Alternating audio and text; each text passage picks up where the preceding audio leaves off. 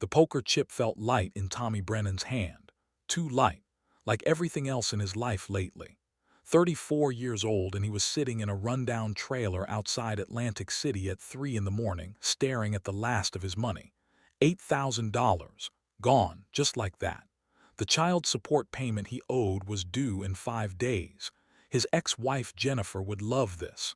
Another reason to keep his son away from him. Another nail in the coffin of the man he used to be. The trailer smelled like stale cigarette smoke and broken promises. Tommy had been here before. Different city, same story. The cards had been good for a while, real good. He'd been up 12 grand at one point, felt like destiny. Felt like maybe, just maybe, luck was turning around. Then came the river card, king of spades, beautiful and brutal. The other guy had pocket kings, trip kings. Tommy had been betting on a flush that never came. His phone vibrated on the fold-out table. Unknown number, Pittsburgh area code. Tommy almost didn't answer. Bill collectors had that area code. So did his parole officer from the drunk driving case 2 years back, though that was technically done now. Cleared, expunged, like it never happened, except it did happen and everyone knew it. He picked up on the fourth ring. The voice on the other end was rough, weathered, familiar. Mac, Jimmy McDonald, the old man who'd worked construction with his grandfather for 40 years. Mac never called unless something was wrong. Your grandfather fell off scaffolding. St. Margaret's Hospital, broken ribs, concussion. Doctors say he's stable, but Tommy, you need to come home. He's asking for you. The world tilted. Tommy's grandfather, Frank Brennan, Pops, 76 years old and still climbing scaffolding like he was 40. Still running Brennan & Sons construction like it was 1975. Still the toughest man Tommy had ever known. The image hit him hard.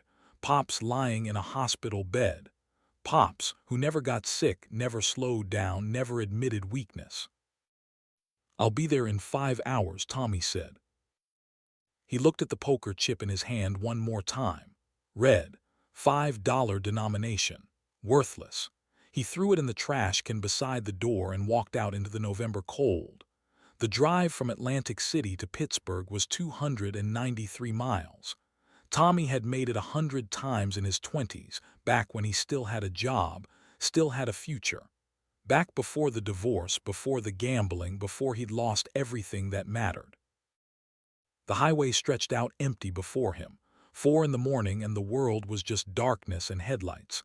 Tommy's truck was a 2004 Ford F-150 with 218,000 miles on it. The check engine light had been on for 6 months. The heat worked sometimes. Tonight wasn't one of those times. He cranked the radio to stay awake. Classic rock station playing Springsteen. The boss singing about getting out while you're young. Tommy was past that. Way past that. He thought about the last time he'd seen Pops, 8 months ago, maybe 9. Tommy had driven up for Easter Sunday, showed up 2 hours late, smelling like bourbon. Pops had looked at him across the dinner table at the old house on Chestnut Street. Hadn't said a word, didn't need to. The disappointment in those steel blue eyes said everything. Tommy had left before dessert, made up some excuse about work in the morning. There was no work. Hadn't been work in 2 years, not real work anyway. Day labor here and there, under-the-table stuff, nothing that meant anything. The memory of his grandfather's face stayed with him the whole drive. Pops had raised him after Tommy's dad died. Car accident on Route 28. Tommy was 12. His dad, Frank Jr., had been coming home from a job site. Some drunk driver crossed the median, dead on impact. After that, it was just Tommy and his mom, and she checked out pretty quick. Emotionally, at least. Started drinking. Started dating men who weren't worth a damn. Pop stepped in. Took Tommy under his wing. Taught him construction. Taught him how to be a man. A Brennan man finishes what he starts. That's what Pops used to say. Every time Tommy wanted to quit something, every time the work got hard, Pops would put a hand on his shoulder, look him dead in the eye, and say it. A Brennan man finishes what he starts. Tommy had finished high school. Barely. Had finished a 2-year program at the community college for electrical work, had even finished his apprenticeship, got his journeyman card at 21. But somewhere along the way he'd stopped finishing things. The marriage, the jobs, the promises to stay sober, all unfinished, all broken. The sun was just starting to rise when Tommy crossed into Pennsylvania. The sky went from black to deep purple to that soft pink that made everything look hopeful for about 10 minutes. Tommy didn't feel hopeful. He felt tired, bone tired, the kind of tired that sleep doesn't fix. He pulled into the parking lot of Allegheny General Hospital just after 7 in the morning. The building was massive, glass and concrete, the kind of place that felt impersonal even when your whole world was inside. Tommy sat in his truck for a minute, trying to prepare himself, trying to figure out what he was going to say. "Hey, Pops, sorry I've been a screw-up. Sorry I haven't called. Sorry I'm showing up now smelling like a casino and looking like hell." The automatic doors whooshed open. Sanitizer smell, floor wax, that particular hospital quiet that's never really quiet, beeping machines, hushed voices, shoes squeaking on linoleum. Tommy found the elevator, took it to the 4th floor, followed the signs to the ICU. Mac was standing outside room 447, 64 years old, built like a fire hydrant, gray hair buzz cut military short. When he saw Tommy, his face did something complicated. Relief, sadness, something else. Mac had known Tommy since he was born, had been at every birthday party, every graduation, had been a pallbearer at Tommy's dad's funeral. They hugged. Mac held on longer than usual. When he pulled back, his eyes were wet. "He's stable. They got him sedated right now. Fell 15 feet. 3 broken ribs, punctured lung, concussion. Could have been worse.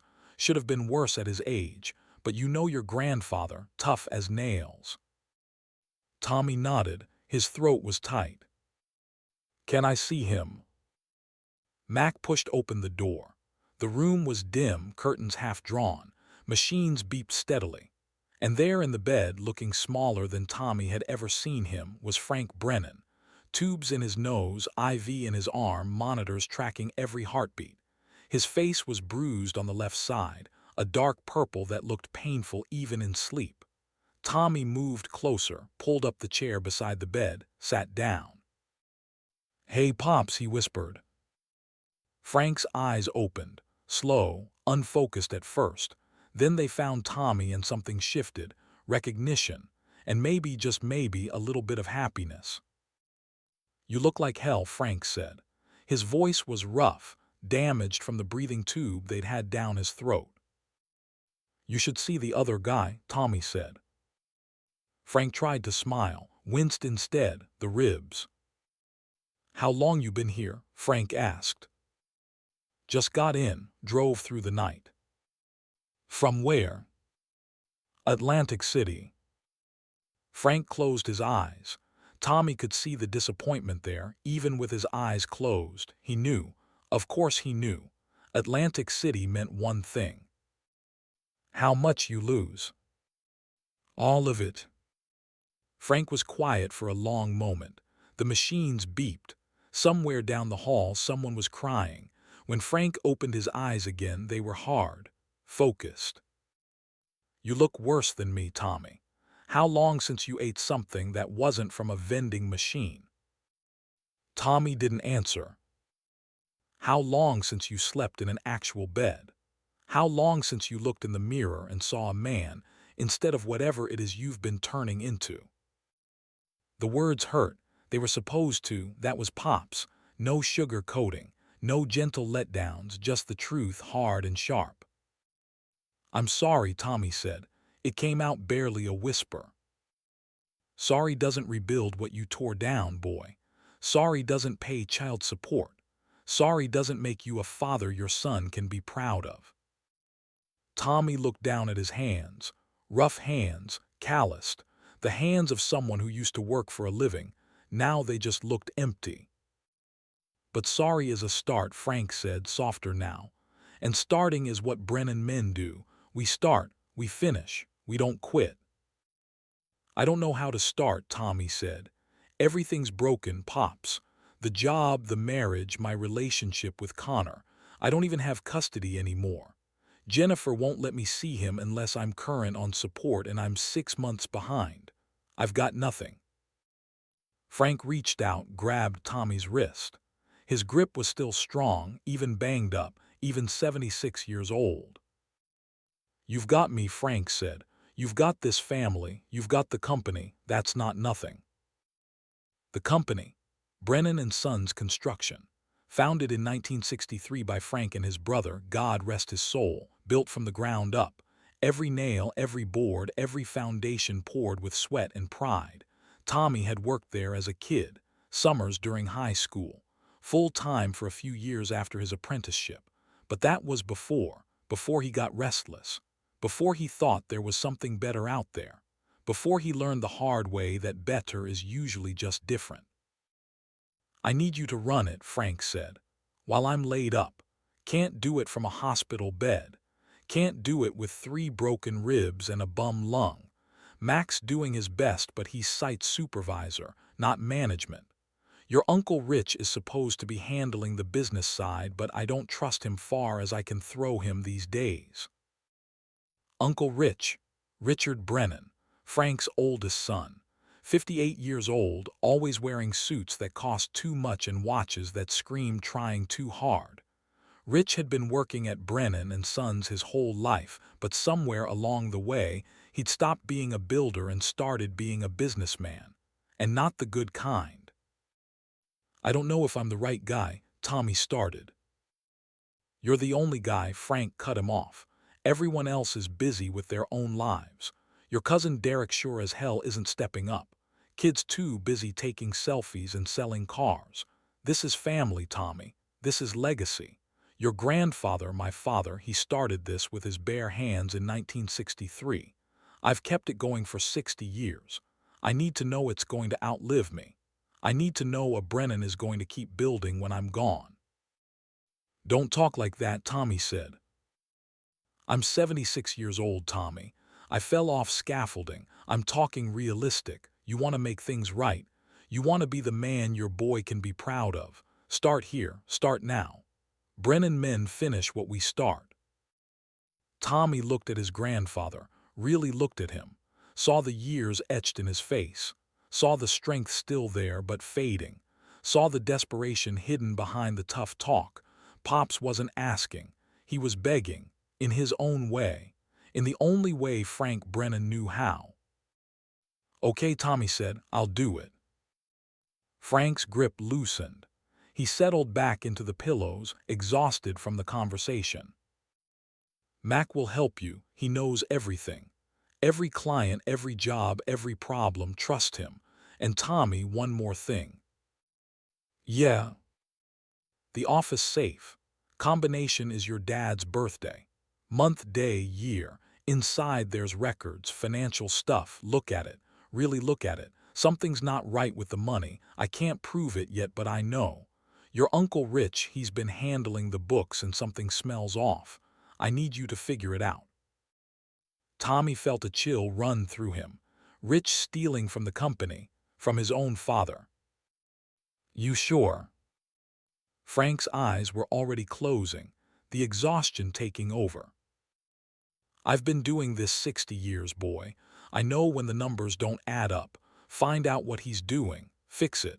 And Tommy, don't trust anyone except Mac. Not yet. Not until you know what's really going on. Within minutes, Frank was asleep, the sedation pulling him under. Tommy sat there for a while longer, watching his grandfather breathe. The man who'd saved him. The man who'd never given up on him, even when Tommy had given up on himself.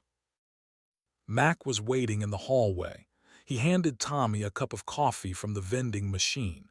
It was terrible. Tommy drank it anyway. He tell you about the company? Mac asked.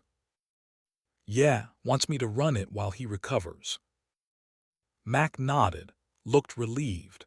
About time. Place has been falling apart. Rich has been running it into the ground for 2 years now. Your grandfather won't admit it, but he's scared. Scared the company won't survive. Scared everything he built is going to disappear. That bad? Worse, we're $850,000 in debt. Bank loan for new equipment that keeps breaking down. Some private loan I don't understand. Jobs behind schedule. Clients threatening to sue. OSHA breathing down our necks for safety violations. It's a mess, Tommy. A real mess. Tommy felt the weight of it settling on his shoulders. 850,000. That wasn't just debt. That was catastrophic. When can we see the books? Tommy asked. Today if you want. Office is open. I've got the keys. But Tommy, be ready. What you're going to see, it's not pretty. And if Frank's right about Rich, it's going to get ugly. They left the hospital together. Mac's truck was a 2018 Ram 2500, clean, well-maintained. Everything Tommy's wasn't. They drove through Pittsburgh in silence. The city was waking up. People heading to work. Normal lives, normal problems. Tommy couldn't remember the last time his life felt normal. The office for Brennan and Sons was in the South Side, an old brick building that used to be a warehouse. Frank had bought it in 1987, converted it into office space on the first floor, equipment storage on the ground level. The sign outside was weathered but proud. Brennan and Sons Construction. Established 1963. 3 generations of quality work. 3 generations. Frank Jr., Tommy's dad, and now maybe Tommy, if he didn't screw it up, if he could figure out what Rich was doing, if he could save the company before it collapsed. Mac unlocked the front door. The office smelled like sawdust and coffee. There were blueprints spread across tables, permits pinned to cork boards, photos on the walls of jobs completed over the decades. Houses, buildings, bridges, churches, all built by Brennan hands. Safes in the back office, Mac said. Frank's office. He doesn't use it much anymore, prefers to be on site, but the records are all there. Tommy found the safe behind a filing cabinet. Old school, combination lock. He dialed in his dad's birthday. March 14, 1971. The lock clicked. The door swung open. Inside were ledgers, bank statements, contracts, tax documents. Tommy pulled them out, spread them across Frank's desk, started going through them. Mac stood beside him, pointing things out. Here's the bank loan. $400,000 for 2 excavators and a crane, approved 3 years ago. Interest rate reasonable. Payments current. That part made sense. Then there was the other loan, $450,000 from a private lender. Interest rate 18%. Balloon payment due in 3 months. Tommy read the contract twice. The lender was listed as VCS Holdings. No other information. No bank. No address. Just a signature line and a date. 2 years ago. Who the hell is VCS Holdings? Tommy asked. Mac shook his head. I don't know. Rich handled it, said we needed capital for expansion, said it was a good deal. Frank signed off on it, but I don't think he understood what he was signing. He trusted Rich. We all did. Tommy kept digging, found invoices, materials purchased, labor costs. Everything seemed normal until he got to the consulting fees. $15,000 a month paid to Richard Brennan Consulting LLC, every month, for 2 years. $360,000 total. What the hell is Richard Brennan Consulting? Tommy said, his voice rising. Mac leaned over, looked at the invoices. His face went dark. That son of a bitch. He's been billing the company for consulting work, paying himself out of operating funds. Frank doesn't know. I guarantee you Frank doesn't know. Tommy felt rage building in his chest. His uncle, his own uncle, stealing from his father, from the family business. While Frank was out there working himself into a hospital bed, Rich was siphoning money out the back door. There's more, Mac said quietly. Look at the material costs. Tommy found the spreadsheets. Materials purchased from Pittsburgh Supply Company. Prices seemed high, really high. 2x4s at 40% above market rate. Concrete at 50% markup. Tommy cross-referenced with other suppliers. The numbers didn't make sense. He's getting kickbacks, Tommy said. Pittsburgh Supply is probably owned by someone Rich knows. They overcharge us, he gets a cut. Mac nodded. Been going on for at least a year, maybe longer. Frank suspected something, but he couldn't prove it. Didn't want to believe his own son would do this. How much total? Tommy asked. Mac pulled out a calculator, started adding, consulting fees, kickbacks, unauthorized equipment purchases that went missing. After 10 minutes, he had a number. At least 550,000, Mac said. Maybe more if we dig deeper. Tommy sat down hard in Frank's chair. $500,000, stolen by family. We need to confront him, Tommy said. Mac put a hand on his shoulder. Not yet, we need proof. Real proof, documents, witnesses. If we accuse him now, he'll deny everything, destroy evidence. We need to be smart about this. Tommy wanted to drive to Rich's house right then, wanted to break down the door and beat the truth out of him. But Mac was right. They needed to be smart. They needed proof. What do we do? Tommy asked. You run the company, get on the job sites, learn the business again. It's been 6 years since you worked construction. You're rusty, get unrusty. Meanwhile, I'll dig into the finances. Quietly, I know people, accountants, lawyers, people who owe Frank favors. We build a case. Then we take it to Frank. Let him decide what to do. It felt wrong, waiting, but Mac was right. Confronting Rich now would just blow everything up, and the company couldn't survive that kind of explosion. Not with this much debt, not with jobs on the line, not with 40 employees depending on paychecks. Okay, Tommy said, where do I start? Max smiled for the first time that morning. You start on a job site. We've got a renovation project in Lawrenceville, 3-story building, turning it into condos, crews already there. Lewis is the foreman, good man, 40 years experience. He'll teach you everything you forgot. They drove to Lawrenceville in Mac's truck.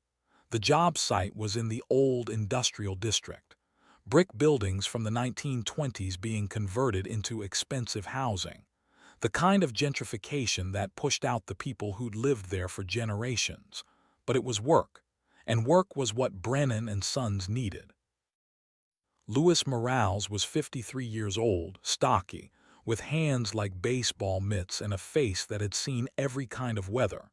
He looked Tommy up and down when Mac introduced them. Didn't look impressed. He knows how to read blueprints. Louis asked Mac, like Tommy wasn't standing right there. He used to, Mac said. Used to doesn't build buildings, Louis said. But okay. He can start with demo, tear out the old drywall on the second floor. Can't mess that up too bad. Tommy wanted to argue, wanted to say he'd been a journeyman electrician, that he'd worked commercial jobs, high-rises, hospitals, but Louis was right. That was 6 years ago, and pride wasn't going to rebuild his life. He spent the next 8 hours ripping out drywall. It was hard, physical, mindless work, the kind of work that made your muscles scream and your hands blister. Tommy had forgotten what real work felt like. The casino had made him soft, lazy. By the end of the day, his back was aching, his shoulders were on fire, and he'd only finished half of what Louis expected. You're slow, Louis said at quitting time, but you didn't quit. That's something. Be here tomorrow at 6. We start early. Tommy drove back to Pittsburgh as the sun set. His whole body hurt. He was exhausted, covered in dust and sweat. But for the first time in years, he felt something close to purpose. He'd worked, really worked, accomplished something tangible. The second floor was half cleared. Tomorrow it would be fully cleared. Small progress, but progress. He stopped by the hospital before heading to find a motel. Frank was awake, sitting up a little, looking better. The color was back in his face. "How'd it go?" Frank asked. Tommy told him about the job site, about Lewis, about the drywall, didn't mention the financial stuff. Not yet. Mac was right, they needed proof first. "You'll get your strength back," Frank said. "Muscle memory. It'll come back faster than you think. And Tommy, thank you for showing up, for not running away this time." The words hit harder than any criticism, because they were true. Tommy had run away before, from everything, but not this time. "I'm not going anywhere, Pops," Tommy said. Frank nodded, satisfied. "You staying in town?" "Yeah, figured I'd find a motel." "Stay at the house," Frank said. "It's empty anyway. I'll be in here another week at least. Keys are in my jacket. Mac has it." Tommy found Mac in the waiting room, got the keys, drove to the house on Chestnut Street, the house he'd grown up in, the house that held every memory of his childhood, every Christmas, every birthday, every moment with his dad before the accident. The house was exactly as he remembered. Same furniture, same pictures on the walls, same smell, like wood polish and Old Spice. Tommy stood in the living room for a long time just looking, remembering. This was home, had always been home, even when he'd tried to run from it. He showered, found some of his old clothes in his childhood bedroom. They still fit mostly. Fell asleep in his old bed under the same roof where his grandfather had raised him, where his father had lived, where 3 generations of Brennan men had learned what it meant to be men. For the first time in years, Tommy slept without nightmares. The next 3 months were a blur of work and learning. Tommy showed up at job sites at 6 every morning, worked until dark, came home exhausted, studied blueprints and building codes at night. Slowly, painfully, his skills came back. His hands remembered how to hold tools. His eyes learned to spot problems before they became disasters. His body adapted to the physical demands. Lewis pushed him hard, harder than anyone had pushed him in years, made him redo work that wasn't perfect, made him stay late when the crew went home, made him earn every bit of respect. But slowly the other workers started treating Tommy like he belonged, started asking his opinion, started trusting his work. The company was struggling though. Mac showed Tommy the bank statements every week. Cash flow was tight, really tight. Jobs were running over budget because of Rich's material kickbacks. The private loan payment was coming due, $450,000 plus interest, due December 23rd, 6 weeks away. Mac had been digging into VCS Holdings, carefully, quietly. What he found was disturbing. VCS Holdings was owned by Victor Salazar. Salazar was a developer, also allegedly connected to organized crime, loan sharking, extortion, money laundering. He'd been buying up property in Pittsburgh for years, usually after businesses failed and had to sell cheap. "He's a vulture," Mac said, "and Rich led him right to us." Tommy wanted to confront Rich, wanted to drag him in front of Frank and make him confess, but Frank was still recovering, still weak. The shock of learning his own son was stealing from him might kill him, and they still needed more proof, hard proof that would stand up if Rich tried to deny it. Then came Thanksgiving. Frank was home from the hospital, moving slow but moving. The family gathered at the house on Chestnut Street. Tommy, Mac, Frank's daughter Sarah, Tommy's aunt who'd driven in from Oregon, and Rich, with his son Derek. Rich showed up in a new BMW. Derek was behind him in some kind of sports car Tommy didn't recognize. Both of them dressed like they were going to a country club, not a family dinner. Rich barely looked at Tommy. Derek didn't look at him at all. Dinner was tense.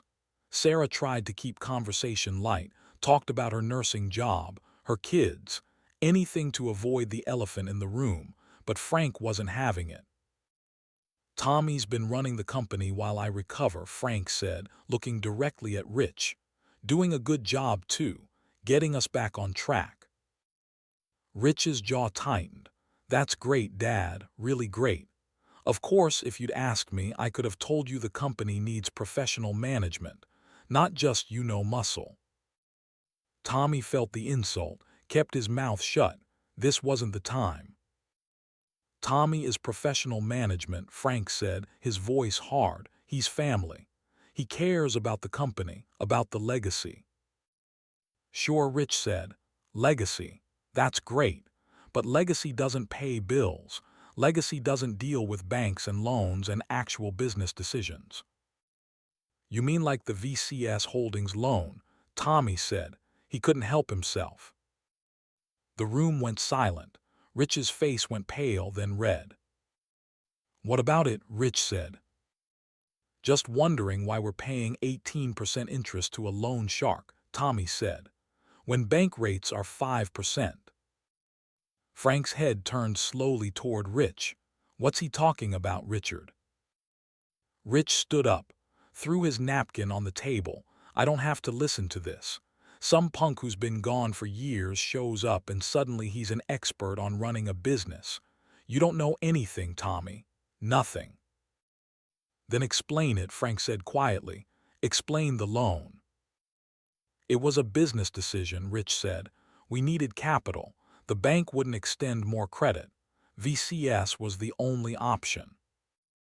At 18%, Tommy said that's not business, that's desperation or stupidity, or both. Derek stood up too. You don't talk to my father like that. I'll talk to him however I want when he's stealing from my grandfather, Tommy shot back. That's enough, Frank said, his voice booming despite his injuries. Everyone sit down. No one sat. Richard, Frank said, looking at his son. Is there something you need to tell me? About the company, about the money? Rich's face was a mask of barely controlled rage. He looked at Frank, at Tommy, at Derek. Then he turned and walked out. Derek followed without a word. They heard the BMW start, tires screeching as Rich peeled out of the driveway. Sarah looked shocked. Mac looked grim. Frank looked old, older than Tommy had ever seen him. What's going on? Frank asked quietly. Tommy and Mac looked at each other. This was it. The moment they'd been dreading. They couldn't protect Frank anymore. He needed to know. Pops, Tommy said softly, we need to talk. They spent the next 2 hours going through everything. The consulting fees, the material kickbacks, the suspicious loan, the missing money, all of it. Frank listened without interrupting. His face got harder with each revelation. By the end, he looked like he'd aged 10 years. My own son, Frank said finally. My own boy. I'm sorry, Pops, Tommy said. Frank shook his head. Nothing to be sorry for. You did right, telling me, protecting the company, that's what family does, real family. He stood up slowly, walked to the window, looked out at the street where he'd lived for 50 years. I need to fix this, Frank said, before it destroys everything. Tommy, you're in charge now, official. I'm making you general manager tomorrow. We'll file the paperwork. Mac, you're promoted to operations director, 40% raise. Sarah, you're a silent partner, 10% ownership. You've always been there when I needed you. Dad, Sarah said softly, what about Rich? Frank turned around. His eyes were steel. Richard is out, effective immediately. He's no longer employed by Brennan and Sons. He has no authority, no access, no future with this company. And when we figure out exactly how much he stole, I'm calling the police. You'd have your own son arrested? Sarah asked, shocked. He stole from his family, Frank said. From the men who work for us, from their families. That's not my son. I don't know what that is, but it's not my son. Tommy felt the weight of responsibility settle on his shoulders. General manager, him, the screw-up, the gambler, the guy who couldn't keep his own life together. Now he was supposed to save a company that was $850,000 in debt with a loan shark circling. "I won't let you down," Tommy said. Frank looked at him, really looked at him, saw something there that made him nod. "I know you won't," Frank said, "because you're a Brennan man, and Brennan men finish what they start." That night after everyone left, Tommy sat in his old bedroom, looked at his phone, at his ex-wife's number, at the messages from his son that he hadn't answered in weeks because he was too ashamed, too broken, too lost. But maybe he wasn't lost anymore. Maybe he'd found his way home. Maybe this was his chance, not just to save the company, but to save himself. He typed out a message to Jennifer, short, simple, honest. "I know I've let you down. I know I've let Connor down. I'm working on being better, being the man I should have been all along. I'm paying child support next week, all of it, 6 months worth, and I'd like to see my son. If you'll let me, please." He hit send before he could change his mind. Outside, Pittsburgh slept. The city his grandfather had helped build. The city where 3 generations of Brennan men had worked and lived and died. The city that was now counting on Tommy to keep that legacy alive. He didn't know if he could do it. Didn't know if he was strong enough, smart enough, good enough. But he knew one thing. He was going to try. He was going to show up every day and try. Because that's what Brennan men did. They showed up. They finished what they started, and they didn't quit. "Not ever." Jennifer's reply came 3 days later. Tommy was on a job site in Squirrel Hill, replacing rotted floor joists in a 100-year-old house when his phone buzzed. He almost didn't check it, almost waited until lunch. But something made him pull off his work gloves and look. "You can see Connor this Saturday, 2 o'clock, at the park on 5th Avenue. Don't be late, don't smell like a bar. And Tommy, don't make promises you can't keep. Not to him, not again." Tommy read it 5 times, felt something break open in his chest. Something that had been locked down for so long he'd forgotten it was there. Hope, real hope.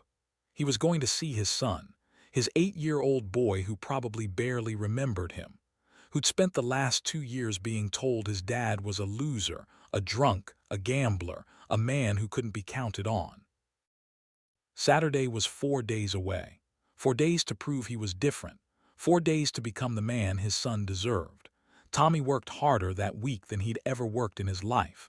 Showed up earlier, stayed later. Lewis noticed. The whole crew noticed. By Friday, they'd finished the Squirrel Hill job 2 days ahead of schedule. The client was thrilled. Left a 5-star review. Called Mac personally to say the Brennan crew was the best he'd ever worked with. Small victories, but they were adding up. Friday night, Tommy drove to the bank, deposited his first real paycheck in 2 years. Frank had made him general manager at $45,000 a year. Not much for running a construction company, but it was honest money, clean money. Tommy took out cash for the child support, 6 months' worth, $3,600, put it in an envelope, addressed it to Jennifer, mailed it that night. Saturday morning, he woke up at 5 even though he didn't need to be at the park until 2, couldn't sleep, too nervous, too scared he'd screw this up somehow. He showered twice, shaved, put on clean jeans and a flannel shirt that didn't have holes, looked at himself in the mirror. He looked different than he had a month ago, healthier. The dark circles under his eyes were fading. The work was putting muscle back on his frame. He looked like someone's father, like someone who could be trusted. The park was cold. December in Pittsburgh meant gray skies and wind that cut through your jacket. Tommy got there at 1:30, sat on a bench near the playground, watched other families, dads pushing kids on swings, moms helping toddlers down slides, normal people living normal lives. He wanted that. God, he wanted that so badly it hurt. At exactly 2 o'clock, Jennifer's car pulled up. A Honda Civic, practical, reliable, everything Tommy wasn't. The passenger door opened and Connor climbed out, 8 years old, wearing a Steelers jacket and light-up sneakers. He looked so much bigger than Tommy remembered, taller. His face had lost that baby fat. He was becoming a kid, a real kid with his own personality and opinions and life. Connor stood by the car, uncertain. Jennifer said something to him. Connor nodded and started walking toward Tommy, slow, cautious, like he was approaching something that might hurt him. Tommy stood up, tried to smile, felt his throat closing up. "Hey, buddy," Tommy said. "Hi," Connor said quietly. They stood there for a moment, father and son, strangers. Jennifer stayed in the car, engine running, ready to intervene if this went wrong. Tommy couldn't blame her. He'd given her every reason not to trust him. "You want to walk?" Tommy asked. "Maybe get some hot chocolate." Connor looked back at his mom. She nodded. "Okay," Connor said. They walked to a coffee shop 2 blocks away. Tommy bought 2 hot chocolates and a cookie for Connor. They sat by the window. Cars passed outside. People went about their lives. Tommy searched for words. Something to say to his son that wasn't "I'm sorry" or "I've been a terrible father" or "please don't hate me." "How's school?" Tommy asked. "Good, I'm in 3rd grade now." 3rd grade, Jesus. Tommy had missed most of 2nd grade, all of 3rd grade so far. Birthday parties, Halloween, Thanksgiving, all of it. "What's your favorite subject?" "Math, I'm good at math, and recess." Tommy smiled. That was his boy, honest, direct. "I was never good at math," Tommy said, "but I'm good at building things. Making things with my hands, that's what I do now. I work construction." Connor looked interested for the first time, like building Legos. "Sort of, but bigger. Houses, buildings. We take wood and metal and concrete and we make places where people can live." "That's cool," Connor said. "It is cool," Tommy agreed. "Maybe sometime I could show you, if you want. If your mom says it's okay." Connor sipped his hot chocolate, left a whipped cream mustache on his upper lip. Tommy reached over with a napkin, wiped it away. The gesture was automatic, paternal. It felt right. "Mom says you're getting better," Connor said, "that you're working on yourself." "I am, buddy. I made some mistakes, big ones, and I'm trying to fix them. It's going to take time, but I want you to know something. The mistakes I made, they were never about you. You're the best thing I ever did. The best thing in my whole life." Connor looked down at his cookie, broke off a piece, ate it slowly. "Why did you leave?" Connor asked. His voice was small, hurt. Tommy felt like he'd been punched. He'd expected the question eventually, but not today, not this soon. "I didn't leave because of you," Tommy said carefully. "I left because I was sick. Not like a cold or the flu, sick in my head, in my choices. I was making bad decisions and hurting people and I didn't know how to stop. Your mom, she did the right thing. She protected you, kept you safe from me while I was sick. And now I'm getting better, working every day to be the kind of dad you deserve." "Are you going to leave again?" Connor asked. His eyes were wet. Tommy's heart shattered. He reached across the table, put his hand over his son's small hand. "No, buddy, I'm not leaving. I'm here. I'm staying. I'm going to show up. Every week if your mom lets me. Every day if she lets me. I'm going to prove to you that I'm the kind of dad who stays." They finished their hot chocolate, walked back to the park.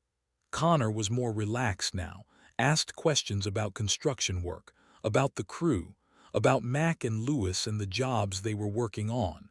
Tommy answered everything, tried to make it interesting, tried to show Connor that his dad had a life worth being part of. When Jennifer's car pulled up at 3:30, Connor hesitated before getting in. "Can I see you next week?" Connor asked. "If your mom says yes, I'll be here," Tommy promised. Connor looked at Jennifer through the window. She nodded. Okay, Connor said, next week. Tommy watched them drive away, stood in the cold until the car disappeared. Then he sat on the bench and cried, big, ugly, grateful tears. His son had given him another chance. One more week. That was all he needed. One more week to prove himself. Then another. And another. However many it took. Monday morning, Tommy was back at work. Mac had news, bad news. The private investigator they'd hired had finished his report on Rich. The numbers were worse than they'd thought. Rich hadn't stolen $550,000. He'd stolen close to $700,000 over 3 years. Consulting fees, material kickbacks, fake vendor invoices, equipment purchases that never happened. It was systematic, deliberate, criminal. We need to go to the police, Max said. Show them this. Let them handle it. Not yet, Tommy said. We need to talk to Rich first. Give him a chance to explain. Maybe he'll pay it back, make it right without destroying the family. Mac looked doubtful. You really think he's going to confess?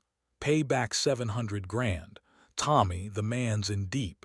He's not going to just roll over. I have to try, Tommy said. For Pops. He doesn't want to see his son in prison. Neither do I, honestly. Rich is family, messed up but still family. That afternoon, Tommy drove to Rich's house. Big colonial in Mount Lebanon, expensive neighborhood. Cars in the driveway worth more than Tommy made in a year. All of it paid for with stolen money. The thought made Tommy sick.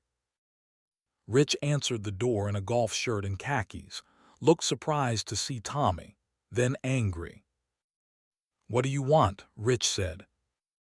We need to talk, about the company, about the money. I've got nothing to say to you.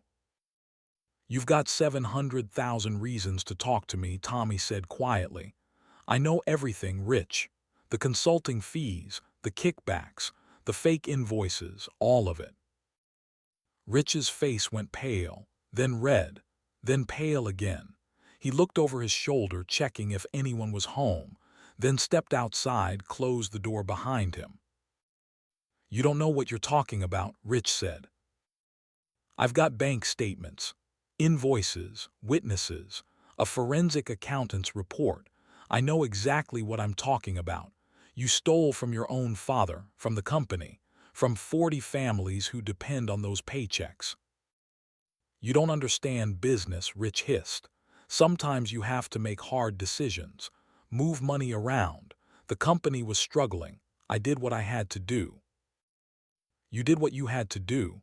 Tommy couldn't believe what he was hearing. You stole $700,000. That's not business. That's theft. It's complicated, Rich said. There were expenses, investments, things you wouldn't understand. Then explain it, Tommy said. Explain it to me. Explain it to Pops. Explain it to the police when I show them this report. Rich grabbed Tommy's arm, hard, desperate. You can't go to the police. You'll destroy this family, destroy me, my son, everything. You destroyed yourself, Tommy said, pulling free. I'm giving you one chance. Pay it back, all of it. Work out a payment plan, make it right. Or I go to the cops and let them handle it. I don't have $700,000, Rich said. His voice was breaking. I don't have anything. The money's gone, Tommy, spent, lost, gone. What do you mean, gone? Rich slumped against the door, looked suddenly old, defeated. Gambling, he said quietly. Crypto investments that tanked. Bad real estate deals. I thought I could make it back. Thought I could win big and put the money back before anyone noticed. But I kept losing, kept digging deeper. Now I'm in debt to people who don't accept I'm sorry as payment. Who? Tommy asked. What people? Rich looked up. His eyes were hollow. Victor Salazar, Rich said. I owe him $600,000 on top of the company loan. He's going to kill me, Tommy. Literally kill me if I don't pay. Tommy felt cold seep through his body. Victor Salazar, the loan shark, the vulture. Rich hadn't just stolen from the company. He'd gotten in bed with organized crime, and now they were all in danger. "How long do you have?" Tommy asked. 3 weeks. The company loan plus my personal debt. 1.1 million total. Due December 23rd. Christmas gift to Salazar. "Jesus Christ, Rich," Tommy said. "What were you thinking?" "I was thinking I could fix it," Rich shouted. "I was thinking I was smarter than everyone else. I was thinking wrong, okay? I know that now, but knowing doesn't change the situation. Salazar doesn't care about apologies. He cares about money. And if I don't pay, he's going to take the company. Then he's going to come after me, after my family, after all of us." Tommy wanted to punch him, wanted to scream, but it wouldn't change anything. The damage was done. The clock was ticking. They had 3 weeks to come up with $1.1 million or lose everything. The company, the legacy, maybe their lives. "I need to think," Tommy said. "Figure something out." "There's nothing to figure out," Rich said bitterly. "We're screwed, all of us. I screwed us." Tommy drove back to the office in a daze.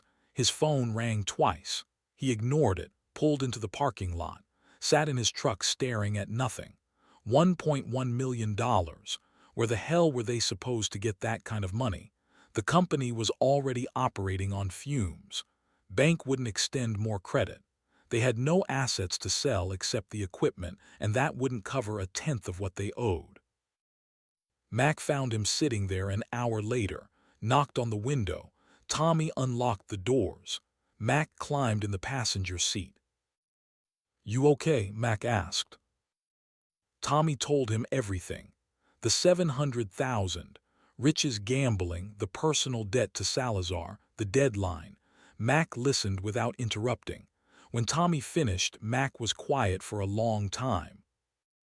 "There might be a way," Mac said finally. "What way?" "There's a job, big job, casino expansion project, not Salazar's casino, his competitor. Guy named Chen, owns 3 casinos in the state. He's expanding the one in the North Shore, needs a contractor for the structural work. Steel, concrete, foundation, heavy lifting." "How big?" 2.3 million, 18-month timeline. Profit margin could be 25% if we do it right. That's 575,000, enough to pay off Salazar, save the company. Tommy felt a flicker of hope, then reality hit. "We don't have the crew for a job that size. We don't have the equipment. And we sure as hell don't have 18 months. We've got 3 weeks. Max shook his head. "The payment is due in 3 weeks, but Salazar's a businessman, criminal businessman, but still. If we can show him we've got a solid contract, guaranteed income, a real path to payment, he might extend the deadline, give us time to complete the job, get the money." "Might is not a good enough word when we're dealing with a loan shark," Tommy said. "It's the only word we've got," Mac replied. "Unless you've got $1 million hiding somewhere." Tommy didn't. Neither did anyone he knew. This was it, their only shot. "Set up a meeting," Tommy said, "with Chen. Let's see if we can even bid on this thing." The meeting was 2 days later, Wednesday morning at Chen's office downtown. Tommy wore his only suit. 10 years old, didn't fit quite right anymore, but it was all he had. Mac wore slacks and a button-down. They looked like what they were, construction guys trying to play in the big leagues. Robert Chen was 55, sharp, successful. He'd built his casino empire from scratch, started as a blackjack dealer in Atlantic City, worked his way up. Tommy respected that. Self-made men understood struggle. Chen's office was all glass and steel, view of the city, photos on the walls of buildings Chen had developed. The man himself sat behind a mahogany desk, reading their proposal. Tommy and Mac had spent 2 nights putting it together. Timeline, budget, crew breakdown, safety protocols, everything they could think of. This is a big project, Chen said without looking up. Foundation work for a 6-story expansion, structural steel, concrete. We're talking 60 workers minimum, heavy equipment, strict deadlines. One delay could cost me millions in lost revenue. We understand, Tommy said. Do you? Chen looked up. His eyes were hard because your company isn't exactly known for large-scale projects. You do residential, small commercial, renovations. This is different. This is major construction. We've got the expertise, Max said. I've been doing this 40 years. Worked on projects twice this size. Hospital expansions, office buildings, bridge repairs. We know what we're doing. But can you do it on time? Chen asked, on budget, without cutting corners. Yes, Tommy said. The word came out strong, certain, even though inside he was terrified. Chen studied them both. Long, uncomfortable silence. I've had 12 contractors bid on this, Chen said. Bigger firms, more experience, better track records. Why should I choose you? Tommy thought about lying, making promises he wasn't sure he could keep, but something about Chen made him want to tell the truth. Because we need this, Tommy said. Our company is in trouble, bad trouble. We've got 3 weeks to come up with over $1 million or we lose everything. My grandfather built this company 60 years ago. 3 generations of good work, good reputation. We've never missed a deadline, never failed a client, never cut corners. But we made some bad business decisions and now we're paying for it. This job, it's not just another contract for us. It's survival. Which means we'll work harder than anyone else, care more than anyone else, make sure it's perfect because our entire future depends on it. Chen leaned back in his chair, steepled his fingers. That's either the most honest pitch I've ever heard, Chen said, or the most desperate. I'm not sure which. Both, Tommy said. It's both. Chen smiled, first time since they'd walked in. I like honesty, Chen said. I like desperation too, actually. Desperate men work hard. Honest men do it right. But I need guarantees, performance bonds, insurance, penalties if you're late, bonuses if you're early. Standard contract with teeth. We can do that, Max said. And I need to meet your grandfather, Chen said. Frank Brennan. I've heard stories about him. Marine. Built half of Pittsburgh. I want to look him in the eye. Make sure this company has what it takes. He's recovering from a fall, Tommy said, but he'll meet with you. When? Tomorrow, my office, 10 a.m. Tommy's heart sank. Frank was still weak, still struggling, could barely walk without pain, but they had no choice. We'll be here, Tommy said. That night, Tommy drove to the house on Chestnut Street. Found Frank in the living room watching old Western movies. He'd lost weight, looked frail, but his eyes were still sharp. Tommy told him about the meeting, about Chen, about the job, about what was at stake. Frank listened quietly, nodded. I'll be there, Frank said. Pops, you're not strong enough. The doctors said you need rest. The doctors can go to hell, Frank said. This is my company. My legacy. If some casino owner wants to look me in the eye and decide if I'm worth betting on, then I'll be there. End of discussion. The next morning, Tommy helped Frank into his truck. Every movement was painful for the old man, but he didn't complain, didn't show weakness. By the time they reached Chen's office, Frank had his game face on. The Marine, the builder, the man who'd survived 60 years in construction and never backed down from anything. Chen stood when they entered, extended his hand. Frank shook it, firm grip despite the pain. Mr. Brennan, Chen said, I've heard a lot about you. Don't believe most of it, Frank said. Sat down carefully in the chair Mac pulled out for him. Chen smiled, got right to business, explained the project in detail. The timeline, the budget, the expectations. Frank asked questions, good questions. Technical questions about soil conditions and load-bearing requirements and steel grades. Questions that proved he knew exactly what he was talking about. After 30 minutes, Chen leaned forward. "Can you do this job?" Chen asked honestly. Frank looked him dead in the eye. "Mr. Chen, I've been building things since 1963. Built my first house when I was 23 years old. Built my company from nothing. Built a reputation. I've never missed a deadline I didn't make up for. Never failed a client. Never walked away from a job. My grandson here, he's learning the business. Learning it right. Mac, he's the best operations man in Pittsburgh. You give us this job, we'll deliver. On time. On budget. Better than anyone else could. You have my word." And a Brennan's word is worth more than any contract. Chen was quiet for a moment, then he stood, extended his hand again. "You've got the job," Chen said. "My lawyer will send the contracts over today. Welcome aboard, Brennan and Sons." Tommy felt like the floor dropped out from under him. They'd done it, actually done it. $2.3 million contract, the biggest job in company history, their salvation, or their destruction if they couldn't deliver. They celebrated on the way home. Quiet celebration. Tommy stopped at a diner, bought Frank a cup of coffee and a slice of pie. The old man ate slowly, clearly exhausted from the meeting.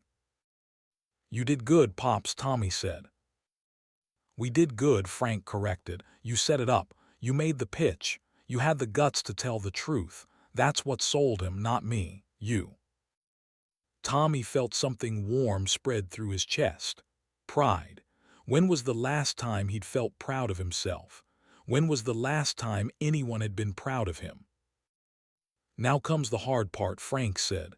"Actually doing the job. You ready for that?" "I don't know," Tommy admitted. "This is big, Pops. Bigger than anything I've ever done. What if I screw it up?"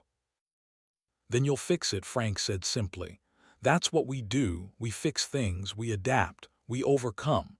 You're a Brennan, Tommy. Start acting like one." The contracts arrived that afternoon.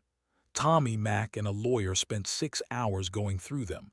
Everything was standard: performance bonds, insurance requirements, timeline milestones, penalty clauses if they were late, bonus clauses if they were early.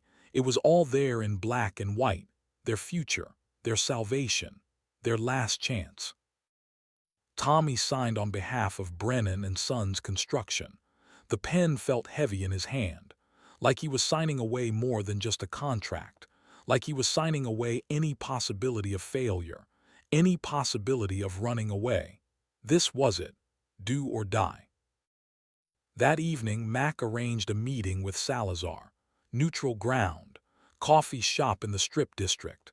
Tommy didn't want to go. Didn't want to face the man who'd been circling their company like a vulture. But they needed to buy time. Needed to negotiate an extension on the loan. Salazar showed up with 2 men, bodyguards, enforcers, whatever you wanted to call them. Big guys with dead eyes and expensive suits. Salazar himself was 52, well-dressed, calm. He ordered an espresso, didn't offer to buy Tommy or Mac anything. "You wanted to meet," Salazar said, "so talk." Tommy slid the contract across the table. Chen's contract, $2.3 million. "We've got a job," Tommy said. "Guaranteed income. 18 months. Profit margin will cover what we owe you, plus interest. We just need more time." Salazar read through the contract. Didn't show any emotion. Finished his espresso. Set the cup down precisely in the center of the saucer. "This is good," Salazar said. "Real job, real money, but it doesn't change our agreement. 1.1 million. Due December 23rd, 3 weeks from today." "We can't get that kind of money in 3 weeks," Tommy said. "You know we can't. That's why we're here. We're asking for an extension.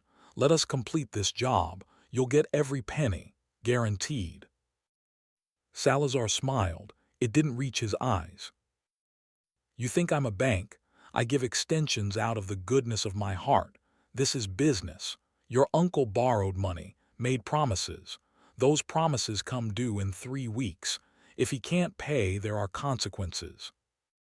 "What kind of consequences?" Mac asked. Salazar turned his cold eyes on Mac. "The kind that make your uncle wish he'd never been born. The kind that make his family reconsider their career choices. The kind that involve this company becoming my property, along with everything else your uncle owns." Tommy felt ice in his veins. This wasn't negotiation. This was a threat. "We'll pay you," Tommy said. "Every dollar with interest, just give us time." "Time is money," Salazar said. "You want time, it costs extra. 20% on top of what you already owe. And I want collateral, something real, not promises." "What kind of collateral?" Tommy asked. "The equipment," Salazar said. "Transfer the titles to me. If you pay on time, you get them back. If you don't, they're mine, along with the company." Tommy looked at Mac. Mac's jaw was tight, angry, but they both knew they didn't have a choice. "How much time?" Tommy asked. 6 months, Salazar said. "That's generous. More than generous, but the price goes up.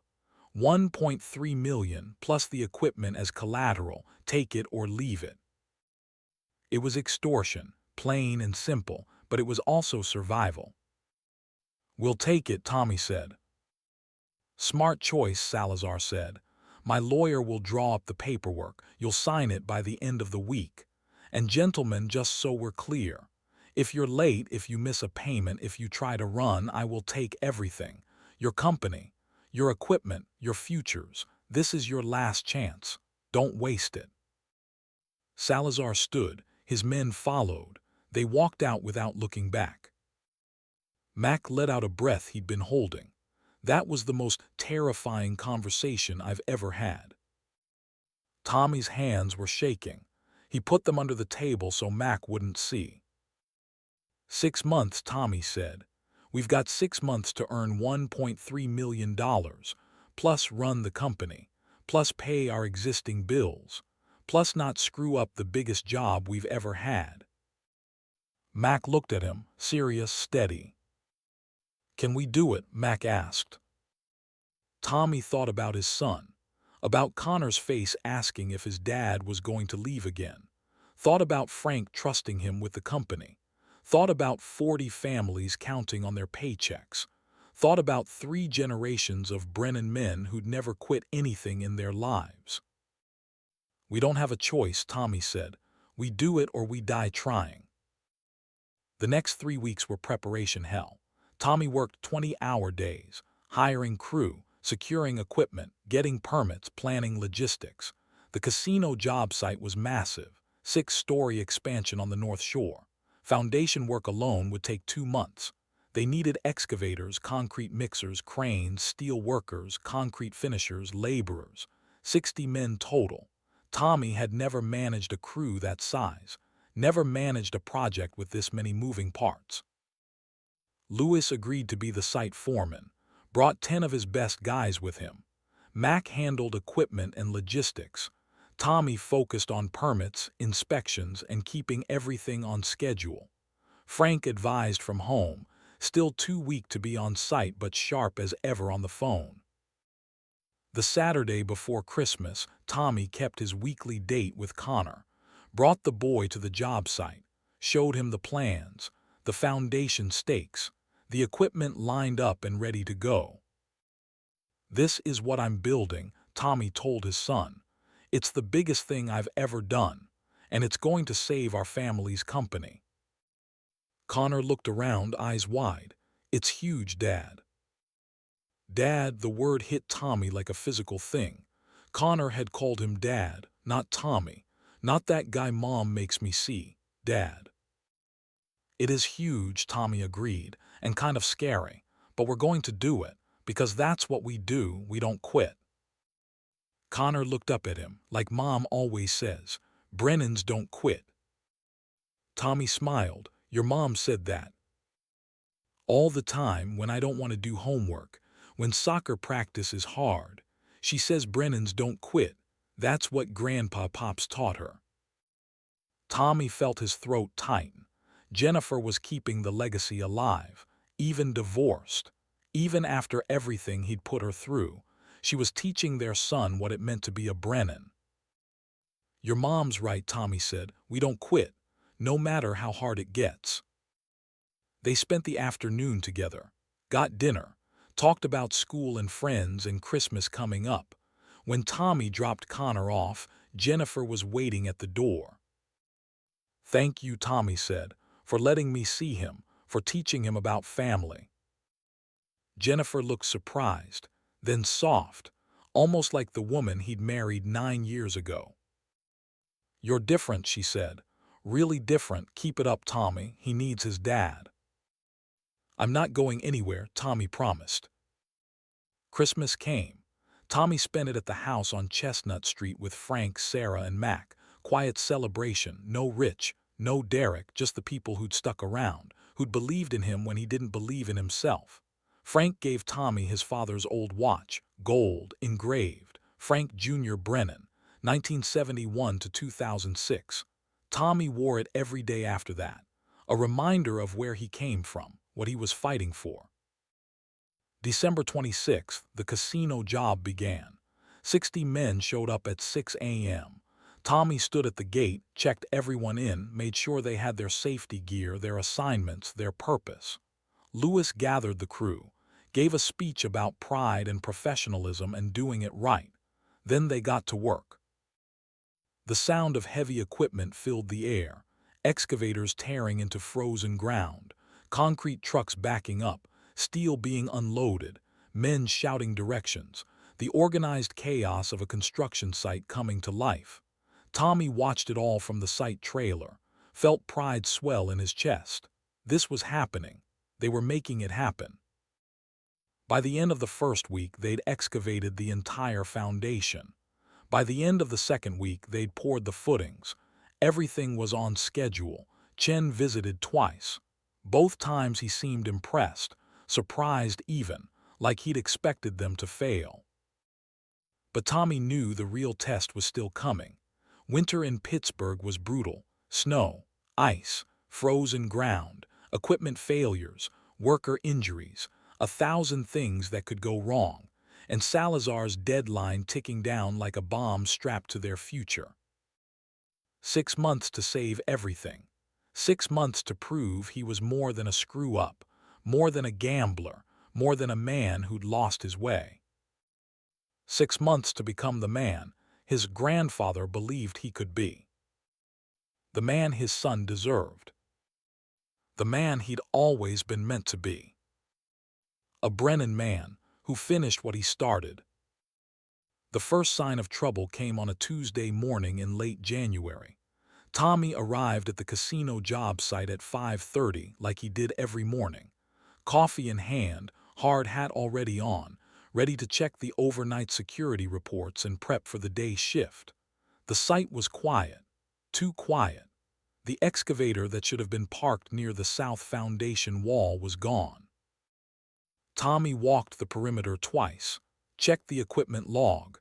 The excavator had been there at 8 p.m. when the night guard did his rounds. Now it was missing. A $120,000 piece of machinery, just gone. He called Mac, then the police, then Chen's project manager. By the time the sun came up, the site was crawling with cops and insurance adjusters. The excavator turned up 6 hours later in a scrapyard in McKeesport, stripped, engine destroyed, hydraulics cut, completely totaled. Vandalism, the insurance adjuster said, random theft, happens sometimes on construction sites. But Tommy knew better. This wasn't random. The thieves had known exactly which machine to take, known exactly how much damage they could do in one night, known exactly how to hurt the project without getting caught. The insurance would cover the replacement cost eventually, but eventually meant weeks, maybe months, and they didn't have weeks. The foundation work was supposed to be done in 60 days. They were on day 32. Losing the excavator meant losing time, and time was the one thing they couldn't afford to lose. Tommy rented a replacement. Cost 3 times the normal rate because it was short notice. Because the rental company knew he was desperate. The project budget took a $45,000 hit in one day. Their profit margin started shrinking before his eyes. Lewis kept the crew working. They adapted, shifted schedules, made up time where they could, but everyone felt it. The setback, the vulnerability, the sense that something was wrong. 3 days later, it happened again. The crane cables. Someone had cut through them almost all the way. Not enough to be obvious during a visual inspection. Just enough that when the crane lifted a full load, the cables would snap. Lewis caught it during his morning safety check. Pure luck. If those cables had failed with a steel beam suspended 40 feet in the air, men would have died. Tommy called an emergency meeting, gathered the entire crew. 60 men standing in the cold January wind, breath steaming, faces serious. "Someone is sabotaging this job," Tommy said. "I don't know who, I don't know why, but I need everyone's eyes open. You see anything suspicious, anyone who doesn't belong here, you tell me immediately. We're not just building a casino expansion. We're building our future, all of us. And I'll be damned if I let some coward with a pair of bolt cutters destroy what we're creating." The men nodded. They understood. Construction guys always understood loyalty, family, protecting what was theirs. Tommy hired private security. 2 guards, 24/7 coverage, cost another $10,000 a month. The budget kept shrinking. Chen was starting to ask questions. Why the delays? Why the cost overruns? Tommy gave him answers. Weather delays, equipment issues, normal construction problems, but Chen wasn't stupid. He could smell trouble. That weekend, Tommy drove to a different kind of meeting. A strip mall office in Penn Hills.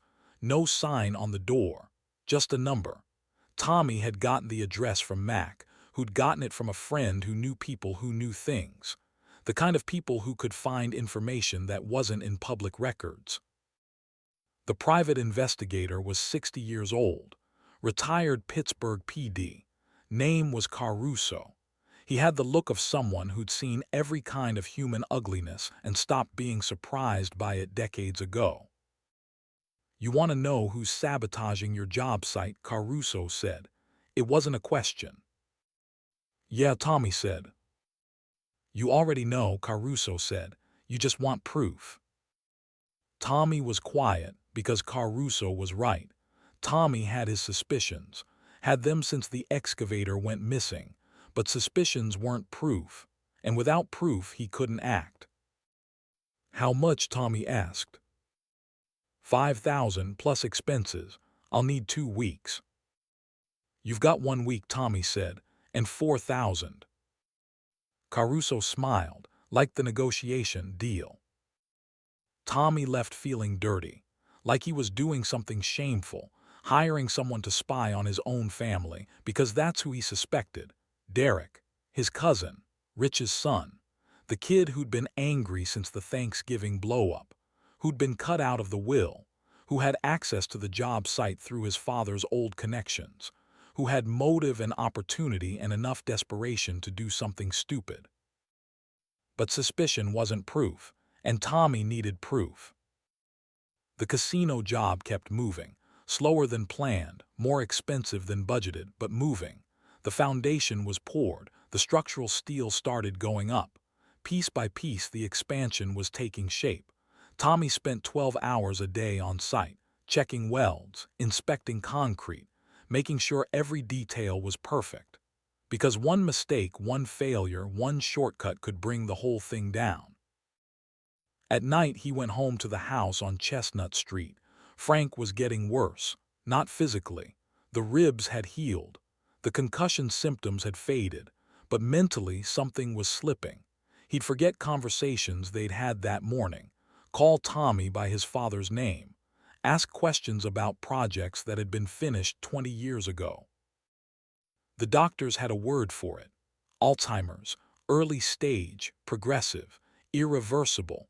Frank Brennan, the toughest man Tommy had ever known, was losing his mind one memory at a time. Some days were good. Frank was sharp, focused, able to give advice that saved them thousands of dollars and weeks of work. Other days were bad.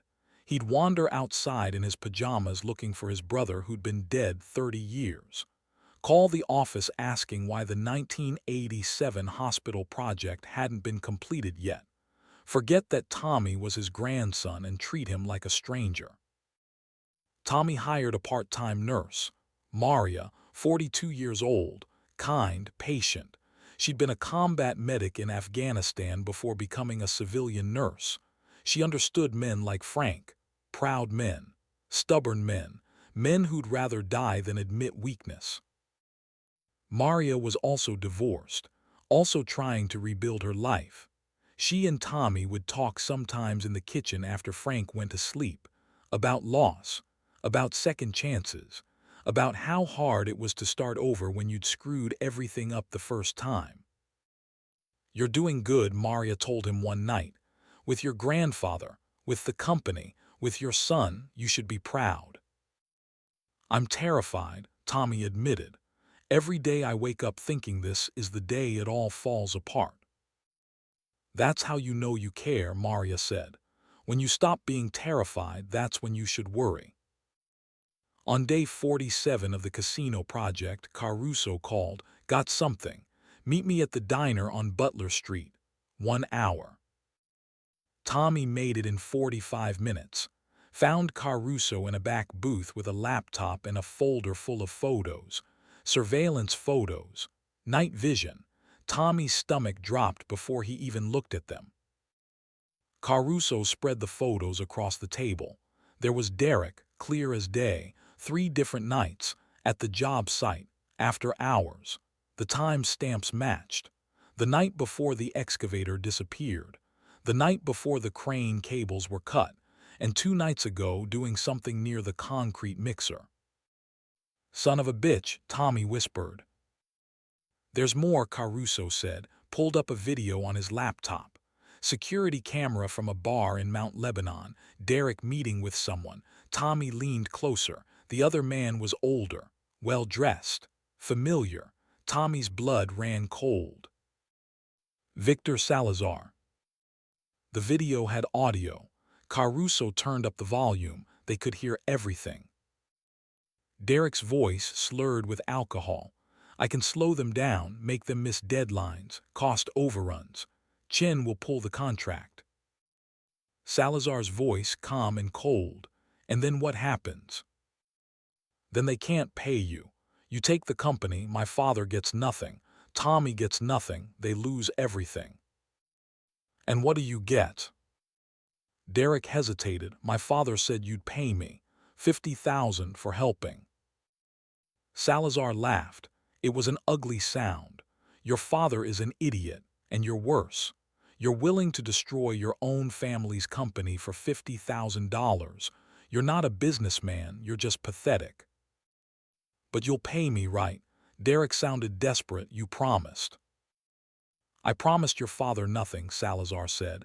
"He owes me money. You're doing this because if you don't, I'll hurt him. And you, and everyone you care about. This isn't a transaction, it's insurance. You make sure Brennan fails, I take the company. Your father's debt gets reduced. Everyone survives. Refuse and people start getting hurt. Understand?" Derek nodded, looked sick. "Yeah, I understand." The video ended. Tommy sat back, something twisted in his gut. His cousin, his own blood, not just sabotaging the company, being forced to do it, threatened, manipulated, used. "What do you want to do?" Caruso asked. Tommy thought about it, could go to the police, show them the video, get Derek arrested. But that wouldn't stop Salazar, wouldn't save the company, would just make everything messier. "I need to talk to him," Tommy said, to Derek face to face. "You want backup?" Caruso asked. "This could get ugly." "No," Tommy said, "this is family. I handle it myself." He found Derek that night. Not at his apartment, not at his father's house. At a casino, not Salazar's, not Chen's, a different one, out past the airport.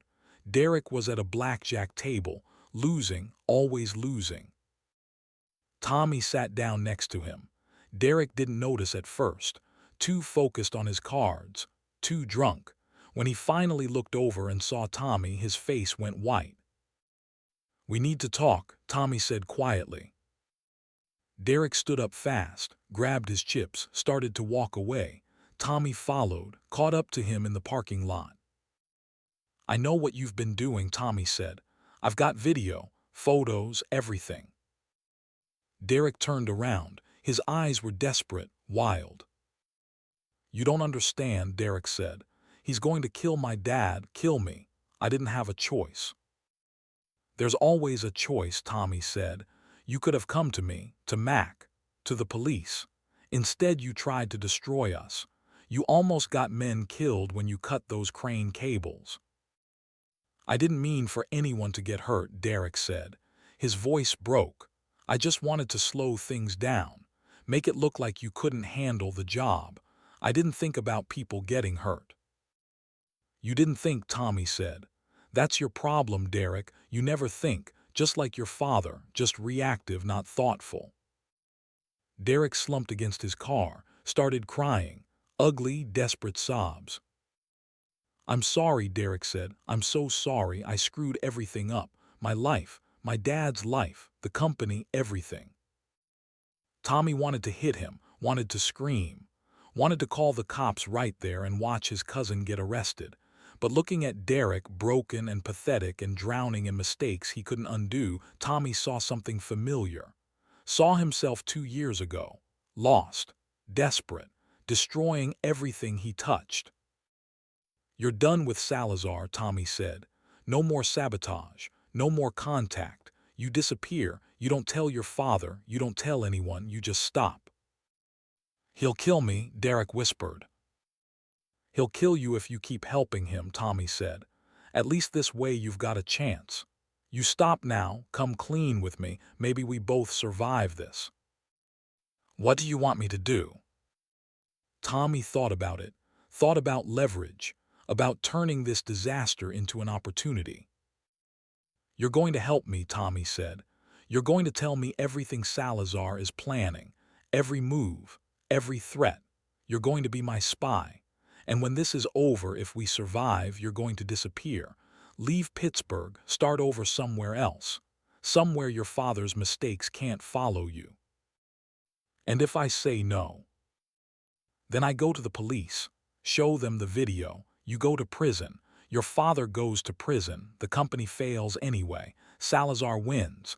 Everyone loses except the vulture. Your choice, Derek."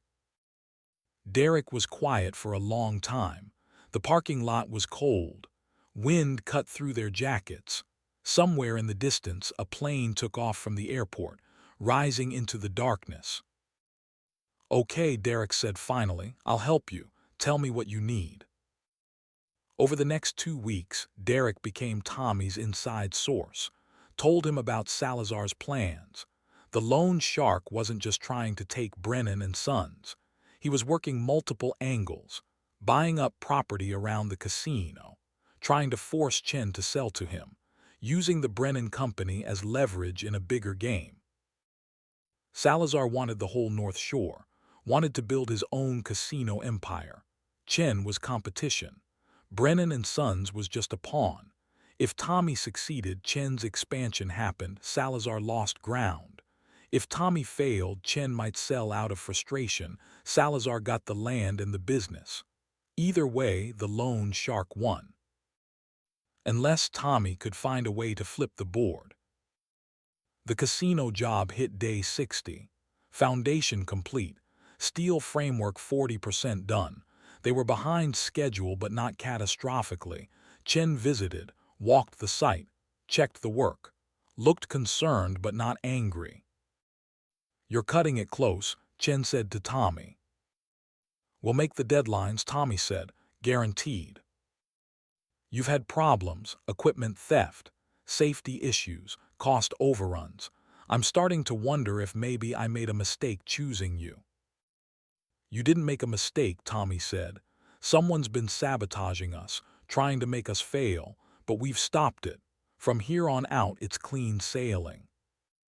Chen looked skeptical. Who would sabotage you? Tommy couldn't tell him about Derek, about Salazar, not without proof that would hold up, not without making Chen nervous enough to pull the contract. Competitor, Tommy lied. Someone who wanted this job, lost the bid, decided to make us look bad. We've handled it. Chen studied his face, trying to decide if Tommy was telling the truth. Finish this job, Chen said finally, on time, on budget. Prove to me I didn't make a mistake, or the next project goes to someone else. It was both a threat and an opportunity. Finish this, there would be more work, more contracts, more future. Fail this and they were done. Not just with Chen, with everyone. Word would spread that Brennan and Sons couldn't handle major projects. They'd be back to small residential jobs, unable to pay Salazar, unable to survive. We'll finish, Tommy said. You have my word. That night Tommy got a call from Maria. Frank had wandered off again. This time he'd made it 3 blocks before a neighbor found him and brought him home. He'd been looking for his wife, dead 15 years, asking where she was, why she hadn't made dinner. Tommy rushed home, found Frank in the living room, confused, agitated, not recognizing his own house. "Who are you?" Frank demanded. "What are you doing in my home?" "It's me, Pops, Tommy, your grandson." Frank's eyes were empty, no recognition, no connection, just fear and confusion. Maria pulled Tommy aside. "It's getting worse, faster than I expected. He needs more care than I can provide. Memory care facility, professional help." "He'd hate that," Tommy said, "being locked up, being treated like he's helpless." "He's going to hurt himself," Maria said gently, "or wander into traffic, or turn on the stove and forget about it. I'm sorry, Tommy, but it's time." Tommy's spine went cold, betraying his grandfather, the man who'd saved him, raised him, given him this one last chance to be something. And now Tommy was going to put him in a home, lock him away with strangers. But Maria was right. It wasn't safe anymore. Frank wasn't safe. The next day, Tommy toured a memory care facility in Shadyside. Clean, professional, depressing as hell. Residents wandering hallways in bathrobes, staring at TVs showing programs from 40 years ago, existing but not living. "This is the best one," the director told Tommy. "We specialize in veterans. We understand men like your grandfather." "How much?" Tommy asked. $7,500 a month. Tommy did the math. $90,000 a year, money they didn't have. Money that should go toward paying Salazar, but Frank needed care, needed safety. This wasn't optional. "He'll move in next week," Tommy said. Telling Frank was the hardest conversation Tommy had ever had. Frank was having a good day, lucid, aware. Tommy sat him down, explained the situation, the wandering, the confusion, the danger. Frank listened without interrupting. When Tommy finished, the old man was quiet for a long time. "I'm losing my mind," Frank said finally. Not a question, a statement. "Yeah, Pops, you are." "How long have you known?" "Couple months. It's getting worse." Frank nodded, looked around the living room, at the house he'd lived in for 50 years, at the photos on the walls, at the life he was going to have to leave behind. "I built this house," Frank said, 1974, "did most of the work myself. Your grandmother picked out the colors, the wallpaper, everything. She loved this place." "I know, Pops. I don't want to leave." "I know. But I'm going to hurt myself if I stay, or worse, hurt someone else. Wander into traffic, cause an accident. Can't let that happen." Frank stood up, walked to the window, looked out at the street. "You'll take care of the company?" Frank asked. "I will." "You'll finish what we started?" "I will." "You'll make sure the Brennan name means something, means honor and quality and work done right?" "I promise, Pops." Frank turned around. His eyes were wet, but his jaw was set. "Then I'll go.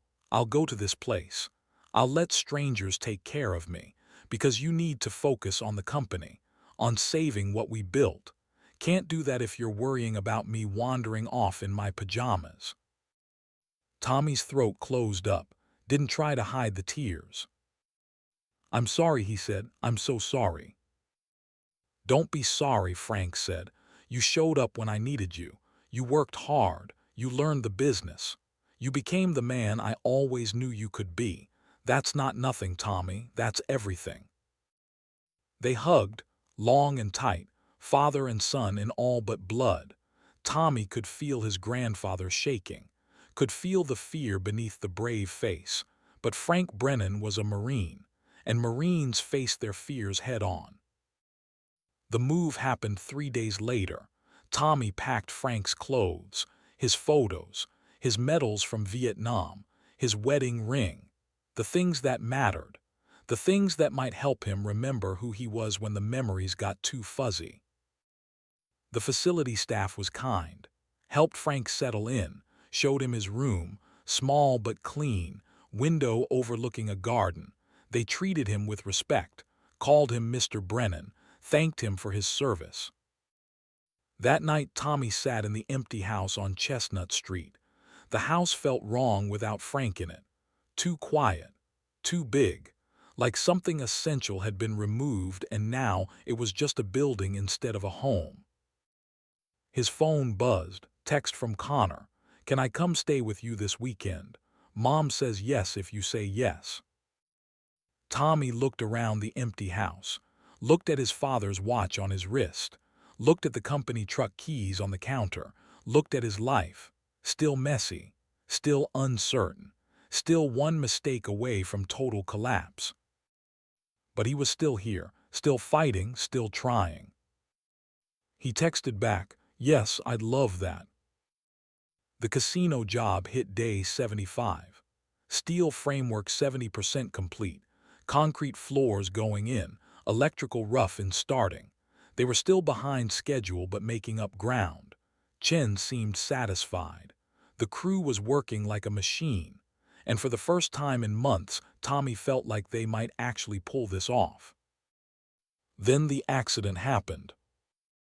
It was a Wednesday, overcast sky threatening snow. Lewis was on the 4th floor supervising steel placements, 40 men working, cranes lifting, welders welding, the rhythm of construction at full speed. The bolt holding an I-beam gave way. Not sabotage, not derrick, just metal fatigue, bad luck. The kind of thing that happens on construction sites despite every safety precaution. The beam swung loose, 3 tons of steel pendulum. Lewis saw it coming, pushed 2 younger workers out of the way, saved their lives, but he couldn't save himself. The beam caught him across the lower back. The sound was terrible, metal on bone. Lewis went down, didn't get back up. The site went silent. Someone called 911. Tommy was there in minutes, ran up 4 flights of stairs, found Lewis on the ground, conscious but in agony. 2 workers were holding his hand, telling him help was coming, telling him to hold on. Tommy knelt beside him. Lewis's face was gray, shock setting in. "How bad?" Lewis asked through gritted teeth. Tommy looked at the angle of his legs, the way they weren't moving, the way Lewis couldn't feel them. "Bad," Tommy said, "but you're going to be okay. Ambulance is coming." "I can't feel my legs," Lewis said. "Tommy, I can't feel my legs." The paramedics arrived, stabilized him, got him on a spine board, took him away with sirens screaming. Tommy rode with him, held his hand in the ambulance, told him about the job, about how they were ahead of schedule now, about how the crew was going to finish this for him. Lewis passed out before they reached the hospital. Mercy Hospital. Same place where Tommy's father had been pronounced dead 28 years ago. The circle of it felt cruel. The surgeons worked for 6 hours. When they finally came out, their faces told the story before they said a word. Spinal cord injury, the doctor said. Complete. T12 vertebra. He'll never walk again. Tommy sat in the waiting room, couldn't move, couldn't think. Lewis, 53 years old, 40 years in construction, a good man, a great foreman, a friend, and now paralyzed because of a job Tommy had taken, a beam Tommy had approved, a project that was supposed to save them all. Mac found him there 2 hours later, sat down beside him, didn't say anything, just sat there. 2 men in the silence of a hospital waiting room, 2 men carrying weight they didn't know how to put down. "This is my fault," Tommy said finally. "It's not," Max said. "It was an accident, metal fatigue. Could have happened on any job, any site." "It happened on our job, our site. He was working for us." "He was doing what he loved," Max said. "What he's done his whole life. Building things, leading men, making something out of nothing. You think Lewis would want you to quit because of this? You think he'd want this company to fail?" "No." "Then don't let it fail. Finish this job. Make his sacrifice mean something." Tommy looked at Mac, saw the grief there, saw the determination, saw the same thing he'd seen in Frank's eyes, in Lewis's eyes, in every man who'd ever faced something impossible and decided to keep going anyway. "How do we finish without him?" Tommy asked. "We promote from within," Max said. "Carlos, Lewis's second. He's been with us 15 years. He's ready. And Lewis will consult. From the hospital, from wherever he ends up. He'll want to be part of it. You know he will." Mac was right. When Lewis woke up from surgery, groggy and broken, and facing a future in a wheelchair, the first thing he asked about was the job. "Did we shut down?" Lewis asked. "For a day," Tommy told him. "Safety investigation. Make sure it was an accident and not negligence." And it was an accident. Bad bolt, bad luck, could have happened anywhere. "So we keep building." "Yeah," Tommy said, "we keep building." Lewis closed his eyes, relieved. "Good," he whispered. "Don't stop, don't ever stop, promise me." "I promise." The casino job resumed 2 days later. Carlos stepped up, led the crew with the same intensity Lewis had. The men worked harder, faster, for Lewis, to prove his sacrifice wasn't in vain, to show that good men don't quit even when the world tries to break them. By day 90, they were back on schedule. By day 100, they were ahead. The steel framework was complete. The exterior walls were going up. The building was taking shape, rising from the foundation like a promise kept. Chen visited on day 105, walked through the structure, inspected the welds, checked the concrete, tested the electrical, found nothing wrong, everything perfect, everything professional, everything exactly as it should be. "I underestimated you," Chen told Tommy. "I thought you'd fail, thought you'd crack under pressure. But you didn't. You kept going, kept building. Even after the accident, especially after the accident. That takes something special." "We had good people," Tommy said. "Still have good people." "Good people follow good leaders," Chen said. "And you're a good leader, Tommy Brennan. Your grandfather would be proud." Those words settled deep in Tommy's bones. Anchor there. Frank would be proud. Despite the Alzheimer's, despite the memory care facility, despite barely remembering Tommy's name most days, somewhere in the fragments of his mind, Frank Brennan knew his grandson had become the man he was meant to be. That weekend, Connor came to stay. Tommy picked him up Friday after school. They drove to the casino site, walked through the structure. Connor wore a hard hat that was too big for him, looked at everything with wide eyes. "You built this?" Connor asked. "We built this," Tommy said. "Me and a crew of 60 men. Your great-grandfather's company, your legacy." "Will I work here someday?" Connor asked. "If you want to," Tommy said. "If you want to build things instead of push papers. If you want to work with your hands and see something real at the end of the day. Then yeah, this is yours too." Connor looked up at the steel beams rising into the gray Pittsburgh sky. "I want to," he said. Tommy put his hand on his son's shoulder, felt the weight of generations, felt the responsibility, felt the honor.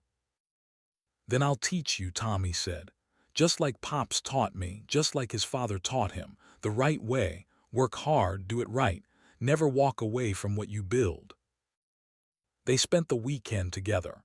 Tommy showed Connor the house on Chestnut Street, showed him photos of his grandfather, his great-grandfather, the men who'd built this company from nothing, the men who'd refused to quit even when quitting made sense. On Sunday, they visited Frank at the memory care facility. It was a bad day.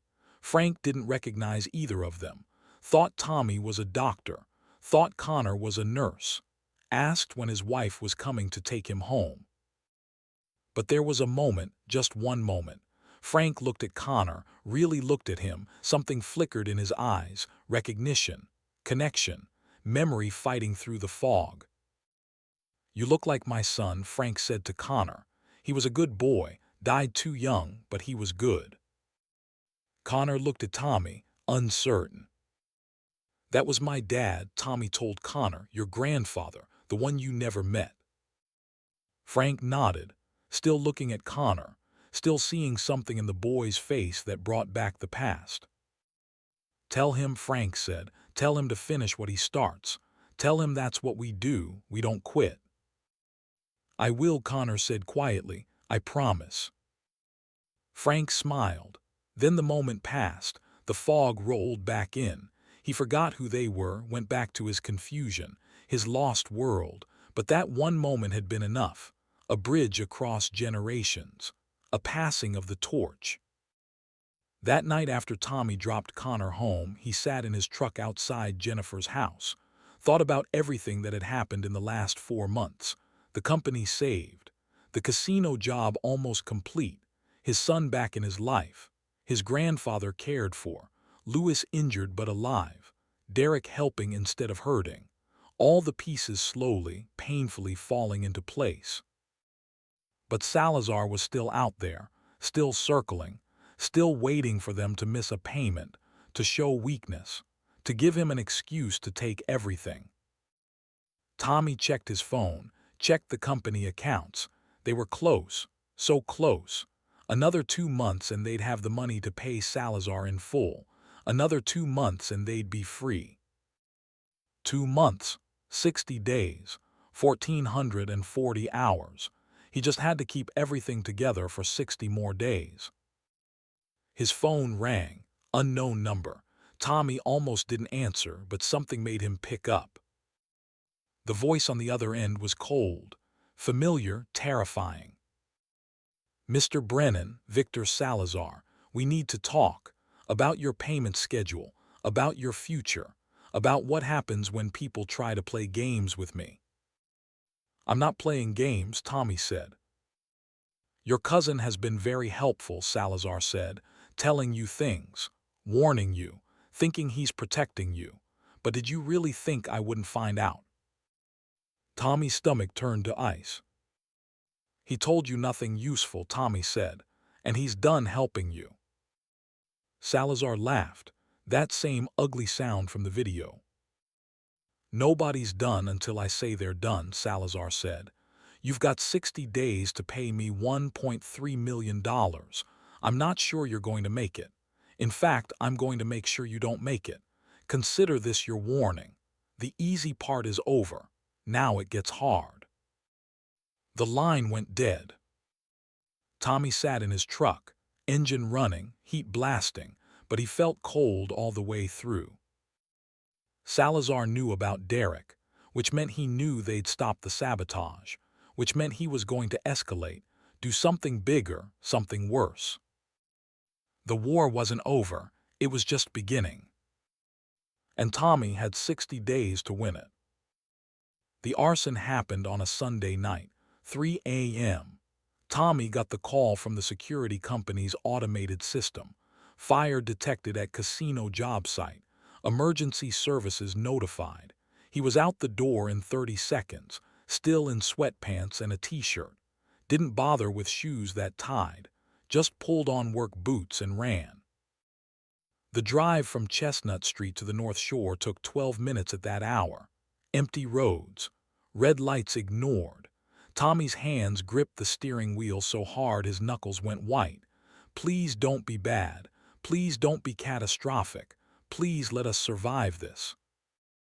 He could see the smoke from a mile away. Black column rising into the night sky. Orange glow beneath it. When he pulled into the parking lot, the fire trucks were already there. 3 of them. Hoses deployed. Firefighters in full gear attacking the blaze. The entire 4th floor was engulfed, flames shooting out of window openings. The steel framework was holding, but the temporary walls were gone. The electrical rough-in they'd just finished. The HVAC ducts. The insulation, all of it burning. Months of work. Hundreds of thousands of dollars just burning. Mac arrived 5 minutes later, stood beside Tommy, both of them watching their future go up in smoke. "How bad?" Mac asked. "Bad," Tommy said, "real bad." The fire chief approached, older guy, weathered face. He'd seen plenty of construction fires. Accelerant was used, the chief said, multiple points of ignition. This wasn't an accident, this was arson, deliberate, professional. Tommy already knew, had known the second he saw the smoke. This was Salazar. This was the escalation he'd promised. This was what happened when you tried to fight back against a man with no rules. The fire burned for 3 hours. By the time it was finally out, the damage was obvious. The entire 4th floor would need to be rebuilt. The 3rd floor had water and smoke damage. The 2nd floor was structurally sound but would need inspection. 2 months of work. Gone, just gone. The sun came up over Pittsburgh, gray light on a disaster. Tommy's phone was ringing nonstop. Chen's project manager, the insurance company, the fire marshal, the police, everyone wanting answers, everyone wanting to know how this happened, when they could resume work, whether the project was salvageable. Tommy didn't have answers, didn't have solutions, just stood there in the parking lot covered in soot and ash and defeat, watching the crew arrive for their Monday morning shift, watching their faces fall when they saw what remained, watching hope die in real time. Carlos approached, Lewis's replacement, good man, solid foreman. He looked at the damage, looked at Tommy, waited. "What do we do, boss?" Carlos asked. Tommy wanted to say something inspiring, something about not giving up, about rebuilding, about finishing what they started, but the words wouldn't come. His throat was too tight, his mind too numb. Mac put a hand on Tommy's shoulder. "We start over, we rebuild, we finish this job." "It's over," Tommy said. "We can't come back from this. We don't have time, don't have money. Chen's going to pull the contract." "Not if we move fast," Mac said. "Not if we show him we can handle this. Insurance will cover materials. We've still got the crew, we've still got the equipment. We just need time." "We don't have time," Tommy repeated. "Salazar's deadline is in 60 days. This sets us back at least 90. We're done." "Then we ask for more time," Mac said. "We explain what happened. We show Chen the arson report. We ask for an extension. What's the worst he can say?" "No," Tommy said bitterly. "The worst he can say is no." "But he might say yes," Mac said. "And if he says yes, we've got a chance. But only if we try, only if we don't quit." Tommy looked at his crew. 60 men standing around, waiting for direction, waiting for their leader to lead. These men had families, mortgages, kids in college, medical bills. They were counting on their paychecks, counting on this job, counting on Tommy to figure this out. He thought about Frank, about what his grandfather would do. Frank Brennan had fought in Vietnam, had built a company from nothing, had survived recessions and downturns and competitors who tried to destroy him. Frank Brennan didn't quit when things got hard. He got harder. "All right," Tommy said, "we rebuild. Carlos, get the crew started on cleanup. Salvage what we can. Mac, call the insurance adjuster. Get them out here today. I'll talk to Chen." The crew moved, started working, clearing debris, assessing damage, doing what construction men do, building, even when everything seems lost, even when hope is thin as smoke. Tommy called Chen, got voicemail, left a message, short, direct: "We had a fire, arson, 4th floor destroyed, we're going to rebuild. Need to discuss timeline, please call back." Chen called back in 20 minutes. His voice was ice. "My office, 1 hour. Bring your insurance documentation and your excuses."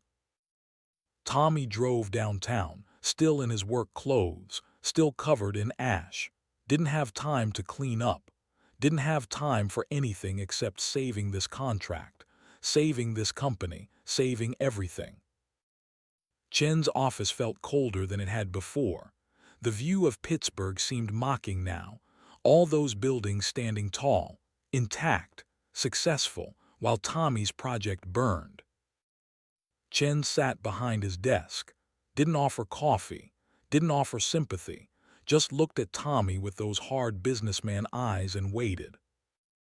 Tommy laid out the situation: the fire, the arson, the timeline setback, the insurance coverage, the plan to rebuild. He was honest, didn't try to minimize the damage, didn't make promises he couldn't keep, just told the truth. When he finished, Chen was quiet, long, uncomfortable silence. Then he leaned forward. "You know what I think," Chen said. "I think you're in over your head. I think you took on a project you couldn't handle. I think your company is falling apart, and this fire is just the latest disaster in a series of disasters." "It's not," Tommy started. "Let me finish," Chen cut him off. "I think you're a good man, honest man, hardworking, but good and honest doesn't always win in business. Sometimes it just means you lose with integrity, and I can't afford to lose. This expansion, it's my future, my investment, my legacy. I need it done right and done on time. Can you give me that, honestly?" Tommy wanted to say yes, wanted to guarantee it, but Chen had asked for honesty. "I don't know," Tommy said. "I don't know if we can make up this time. Don't know if we can handle another disaster. But I know we're going to try. I know we're going to work harder than anyone else would, care more than anyone else could. My grandfather built this company on integrity, on finishing what we start. And I'm not going to be the Brennan who breaks that tradition. Give me 90 days. Extend the deadline. Let us prove we can deliver." Chen studied him, long, hard look. "Who's doing this to you?" Chen asked. "Who burned your job site?" Tommy hesitated. Telling Chen about Salazar meant admitting his company was compromised, meant showing weakness. But lying meant losing Chen's trust forever. "Victor Salazar," Tommy said. "Loan shark. He wants our company, wants to force us to fail so he can take our assets, including this contract." Chen's expression changed, surprise, then something else, recognition. "Salazar," Chen repeated. "He's tried to buy me out. Multiple times. Offered way below market value. Threatened me when I refused. You're telling me he's sabotaging my project to get at you?" "And to hurt you," Tommy said. "You're his competition. If we fail, maybe you get frustrated, sell to him. He wins twice." Chen stood up, walked to the window, looked out at the city. When he turned back around, his face was set, determined. "I hate bullies," Chen said. "Hate cheaters. Hate men who use fear instead of fair competition. Salazar thinks he can burn down my project and force me to sell. He's wrong. Dead wrong. So you'll extend the deadline? Tommy asked. I'll do better than that, Chen said. I'm going to help you bury this bastard. But I need something from you first. I need you to go to the FBI. The FBI, Tommy repeated.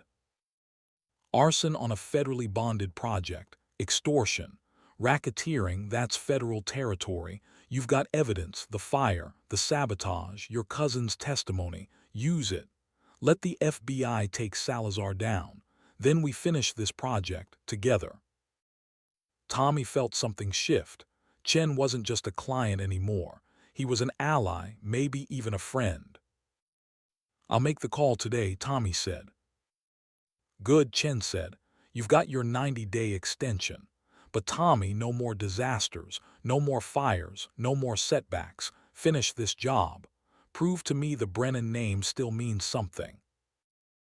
It does, Tommy said. I promise you it does. The FBI field office in Pittsburgh was downtown. Federal building. Security checks. Metal detectors. The weight of government authority in every corner. Tommy had never been inside before. Never thought he would be. He wasn't the kind of guy who dealt with federal agents. He was just a construction worker trying to save his grandfather's company. But here he was, sitting in a conference room with two agents. Special Agent Rebecca Walsh, mid-40s, sharp, all business, and Special Agent Michael Porter, older, maybe 60, the kind of guy who'd seen everything and believed nothing until he saw proof. Tommy told them everything. The loans, the sabotage, Derek's involvement, the video evidence, the fire, all of it. Walsh took notes, Porter just listened, stone-faced, unreadable. When Tommy finished, Porter leaned back in his chair. Victor Salazar has been on our radar for 8 years, Porter said. Money laundering, loan sharking, extortion. We know what he is, but knowing and proving are different things. He's careful, uses intermediaries, keeps his hands clean. We've tried to build cases against him twice. Both times witnesses disappeared or recanted. Both times we had to walk away. So you can't help me, Tommy said, feeling hope drain away. I didn't say that, Porter said. I said we've failed before, but you've got something we didn't have, direct evidence.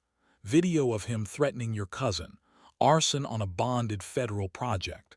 And most importantly, you've got a witness willing to testify, Derek, if he'll wear a wire, if he'll get Salazar on tape making direct threats. We can move. Derek's terrified, Tommy said, thinks Salazar will kill him. We can protect him, Walsh said, witness protection if necessary, but he has to be willing, has to commit. Will he? Tommy thought about his cousin, broken, desperate, drowning in his father's mistakes and his own bad choices. Would Derek be brave enough to face Salazar, to risk everything for a chance at redemption? I'll ask him, Tommy said, but I can't promise anything. Ask him soon, Porter said, because if Salazar thinks you're getting close to paying him off, if he thinks you're going to survive this, he's going to escalate again. The fire was just a warning. Next time it might be worse, might be personal, might be your family. Tommy felt ice in his stomach. Connor, Jennifer, Mac, Maria, everyone he cared about was a potential target. How long do I have? Tommy asked. Weeks, Porter said, maybe less. Salazar's not patient, and he doesn't like losing. Tommy found Derek that night. His cousin had moved out of his father's house, was staying in a cheap motel on Route 19. Tommy knocked on the door. Derek opened it, looked terrible, hadn't shaved in days, eyes bloodshot, shaking slightly.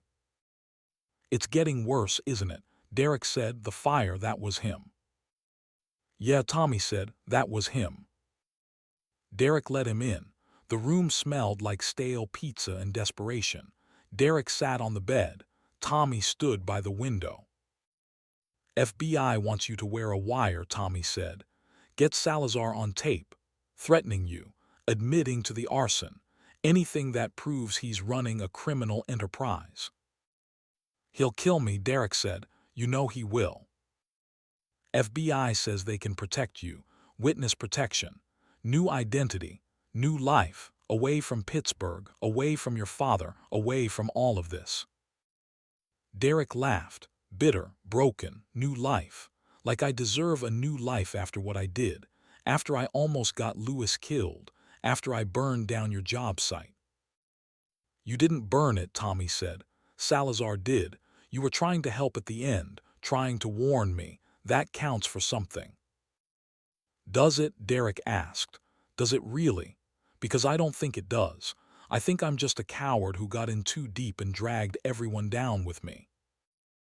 Tommy sat down beside his cousin, thought about how to reach him, how to make him understand that redemption was possible, that second chances existed, that you could screw up everything and still find a way back. "My grandfather used to say something," Tommy said, "when I was a kid and I'd mess something up.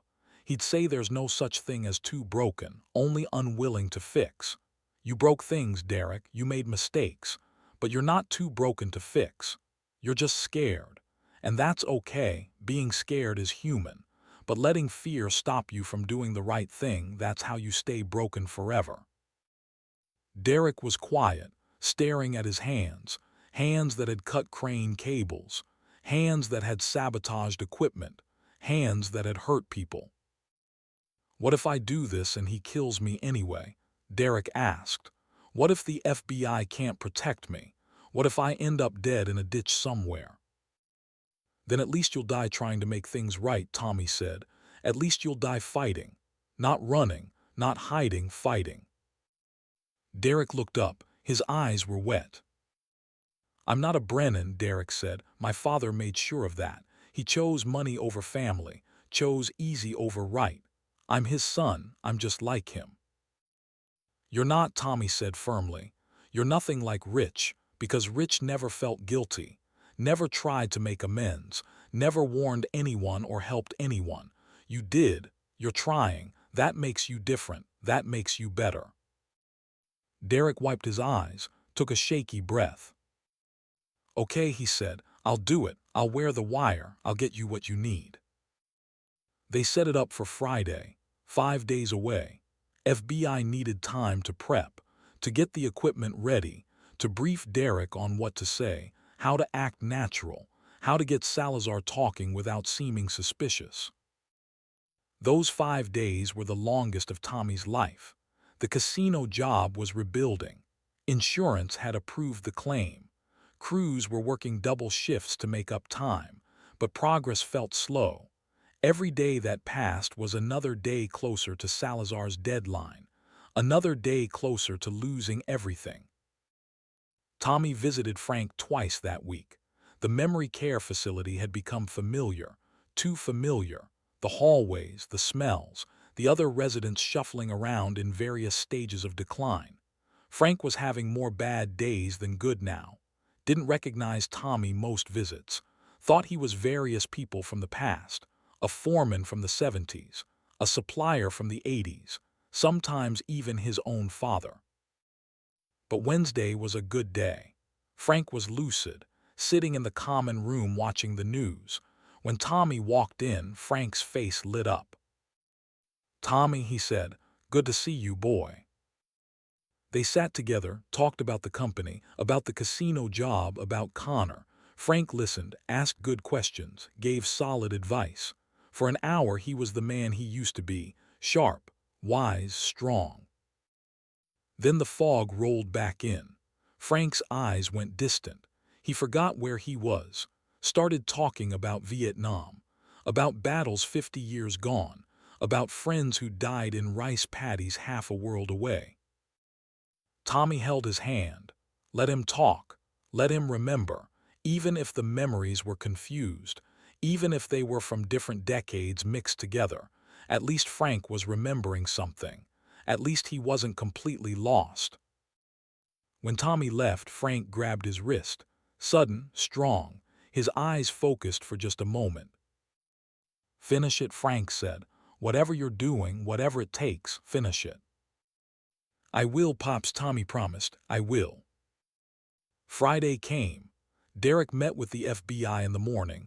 They wired him up, tiny microphone, hidden transmitter, coached him on what to say, how to act, what signals to use if he felt threatened, if things went wrong. The meet with Salazar was set for 8 p.m., neutral location, a restaurant Salazar owned, downtown, public enough to feel safe, private enough for real conversation. Derek would go in alone. FBI would be in a van 2 blocks away, listening, recording, ready to move if necessary. Tommy wanted to be there, wanted to listen, but Walsh said no, too risky. If Salazar had people watching, if he saw Tommy anywhere near the restaurant, the whole operation would collapse. So Tommy went to the casino job site instead, worked alongside the crew, hauling materials, installing drywall, physical labor to keep his mind from spinning out, to keep from thinking about all the ways this could go wrong. His phone was on his belt, volume all the way up, waiting for Walsh to call, to tell him it worked, or to tell him Derek was dead. 8 p.m. came. Tommy's phone didn't ring. 8:30, 9, still nothing. The crew had gone home. Tommy was alone on the 4th floor, the floor that had burned, that they'd rebuilt, standing in the space where everything had almost ended. 9:45, his phone finally rang. Walsh. "We got him," she said. "Derek did great, got Salazar admitting to the arson, admitting to the extortion, admitting to threatening your family. It's all on tape. Clean, clear, admissible. We're moving on arrest warrants tonight." Tommy's knees went weak, sat down hard on a stack of lumber. "Is Derek okay?" Tommy asked. "He's fine, shaken but fine. We've got him in protective custody.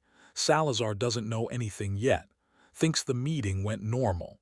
By morning, he'll be in federal custody." "Thank you," Tommy said. His voice broke. "Thank you." "Thank your cousin," Walsh said. "He showed real courage tonight, real character. You should be proud of him." The line went dead. Tommy sat there in the dark construction site, alone, exhausted, relieved. They'd done it, actually done it. Salazar was going down, the company was going to survive, everything was going to be okay. His phone rang again. Different number, Mac. "Turn on the news," Mac said. "Channel 4 right now." Tommy found a radio in the site trailer, tuned to a news station. The anchor was mid-sentence. "Breaking news tonight as FBI agents arrest local developer Victor Salazar on multiple federal charges including arson, extortion, and racketeering. Sources say the arrest is connected to an ongoing investigation into loan sharking and organized crime activities." Salazar was taken into custody at his home in Sewickley just after 10 p.m. More details as this story develops. Tommy listened to the whole report, then listened to it again when they repeated it at the top of the hour. It was real. Salazar was in custody. The threat was over. The nightmare was ending. He called Mac back. They didn't say much. Didn't need to. Just 2 men who'd survived something they'd thought would kill them. Just relief and exhaustion and the quiet satisfaction of still being standing. Saturday morning, Chen called. Had Tommy heard about Salazar? Yes. Good. That meant they could focus on the work now. No more distractions, no more disasters, just building. The casino expansion would be completed on the new timeline. Chen was certain, because Brennan and Sons had proven they could handle anything, had proven the name still meant something. Tommy spent Saturday with Connor, took him to the casino site again, showed him the rebuilt 4th floor, explained about the fire, about the bad man who'd tried to stop them, about how they'd rebuilt anyway, how they'd kept going. Connor listened, asked smart questions, looked at his father with something that might have been pride, might have been respect, Might have been the beginning of understanding that his dad was more than just the broken man who disappeared from his life. "Can I help?" Connor asked, "with the building?" Tommy found a hard hat, adjusted it to fit Connor's small head, gave him a broom, had him sweep up sawdust while the crew worked around them. Small task, meaningless really. But Connor took it seriously, swept carefully, thoroughly, like it mattered. "You're doing good work," Tommy told his son. "Thanks, Dad," Connor said. Didn't look up, just kept sweeping, just kept working. Sunday, Tommy visited Frank, told him about Salazar, about the arrest, about how the company was going to be okay. Frank was having a medium day, understood most of it, forgot some details, but he grasped the important part. The company was safe. The legacy would continue. "You did good," Frank said, "real good. Your father would be proud." "You too, Pops," Tommy said. "This is your company, your legacy. I'm just trying to keep it alive." "Not just alive," Frank said, "making it better, stronger. That's what each generation does. Builds on what came before, makes it better. You're doing that, don't forget that." They sat together in the common room, watching game shows on TV. Not really watching, just being together. Grandfather and grandson, two builders, both fighters, both survivors.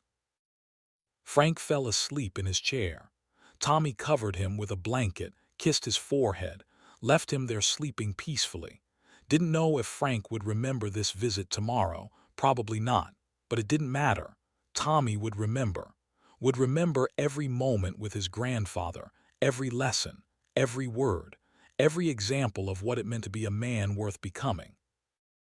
Monday morning, the casino job resumed full pace. No more sabotage, no more fires, no more disasters, just work. Hard, honest work. The kind of work that built cities, that fed families, that meant something. The crew could feel the difference. The weight lifted, the fear gone. They worked faster, better, more confidently. By the end of the week, they'd made up 10 days of lost time. By the end of the month, they were back on the original schedule. Rich surfaced 3 weeks after Salazar's arrest. Called Tommy from somewhere in Arizona, drunk, rambling, apologetic and defiant in turns. He'd heard about Salazar, about Derek testifying, about the FBI case. He wanted Tommy to know he hadn't meant for any of this to happen, hadn't meant to destroy the company, hadn't meant to hurt anyone. "But you did," Tommy said. "You destroyed trust. You stole from your father, you put all of us at risk, and now you're running, hiding, instead of facing what you did." "What do you want me to do?" Rich asked. "Turn myself in? Go to prison?" "I want you to disappear," Tommy said. "Stay in Arizona, stay in Mexico, stay wherever you are. Just stay away from Pittsburgh, away from the company, away from Dad. He doesn't need to see what you've become. Doesn't need that heartbreak on top of everything else." "He's my father," Rich said, his voice breaking. "I have a right to see him." "You gave up that right when you chose money over family," Tommy said. "Stay away, Rich. That's the last thing I'm going to say to you. Stay away, or I'll have the FBI add you to their investigation. Pretty sure they'd love to talk to you about your role in all this." The line went dead. Rich was gone, maybe forever. Tommy felt something complicated about that. Sadness for the uncle who could have been better, relief that he was gone, and underneath it all, determination to make sure Connor never became that kind of man, never chose easy over right, never betrayed family for personal gain. The casino project hit day 150. All major structural work complete. Interior finishes starting. Electrical final. Plumbing final. HVAC systems operational. They were going to make the deadline, actually make it, with 2 weeks to spare. Chen visited for the final walkthrough. Brought his development team. They inspected everything. Every weld. Every electrical connection. Every concrete pour. Found nothing wrong. Everything perfect. Everything professional, everything Brennan quality. After the inspection, Chen pulled Tommy aside. They stood on the 6th floor, looking out at Pittsburgh. The city spread below them, buildings and bridges and rivers. The city Frank Brennan had helped build. The city that would be here long after all of them were gone. "I misjudged you," Chen said. "When we first met, I thought you were just another desperate contractor, taking on work you couldn't handle. I was wrong. You're a builder. Real builder, like your grandfather. This city needs men like you. Men who don't quit when things get hard, who keep their word." "My grandfather taught me that," Tommy said. "I've got 3 more projects lined up," Chen said. "Office building in Oakland, mixed-use development in Lawrenceville, hotel renovation downtown, each one bigger than this. Want them?" Tommy looked out at the city, thought about the future, about building, about legacy, about what came next. "Yeah," he said, "we want them." Chen smiled, extended his hand. They shook, partners, allies, 2 men who'd fought the same enemy and won. The final payment from Chen came through on day 170, 2.3 million, minus costs, plus the early completion bonus Chen had promised. Final profit was $575,000, exactly the 25% margin Mac had projected months ago, more than enough to pay off Salazar's loan, more than enough to save the company. Except Salazar was in federal prison awaiting trial, his assets frozen, his loans void as proceeds of criminal activity. The bank had already written off the debt. Brennan and Sons owed nothing. $575,000 in pure profit, the company's first major windfall in a decade.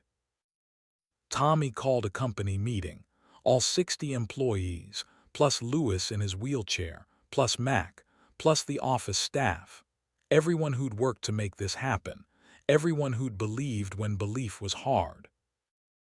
He told them about the profit, about the new contracts, about the future. Then he told them about the bonuses. Every crew member was getting $5,000. Every foreman was getting 10. Mac was getting 50. Lewis was getting 100,000 plus lifetime salary and benefits because Lewis had saved lives, had sacrificed his body for this company, and that's what family does. The room erupted, cheering, crying, men hugging each other, joy and relief and pride mixing together. These were men who'd worked hard their whole lives, who'd struggled and sacrificed and rarely got recognized for it. This mattered. This meant something. Tommy found Lewis after the meeting. The old foreman was crying, not from sadness, from gratitude, from being seen, from mattering. "You didn't have to do this," Lewis said. "Yes, I did," Tommy replied. "Your family. This company doesn't work without you. Never did, never will." That evening, Tommy got a call he wasn't expecting.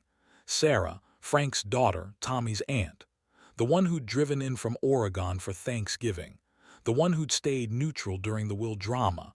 She was in Pittsburgh, wanted to meet, talk, make peace. They met at a coffee shop in Squirrel Hill. Sarah looked older than Tommy remembered, tired, but her eyes were kind, not angry, not greedy, just tired.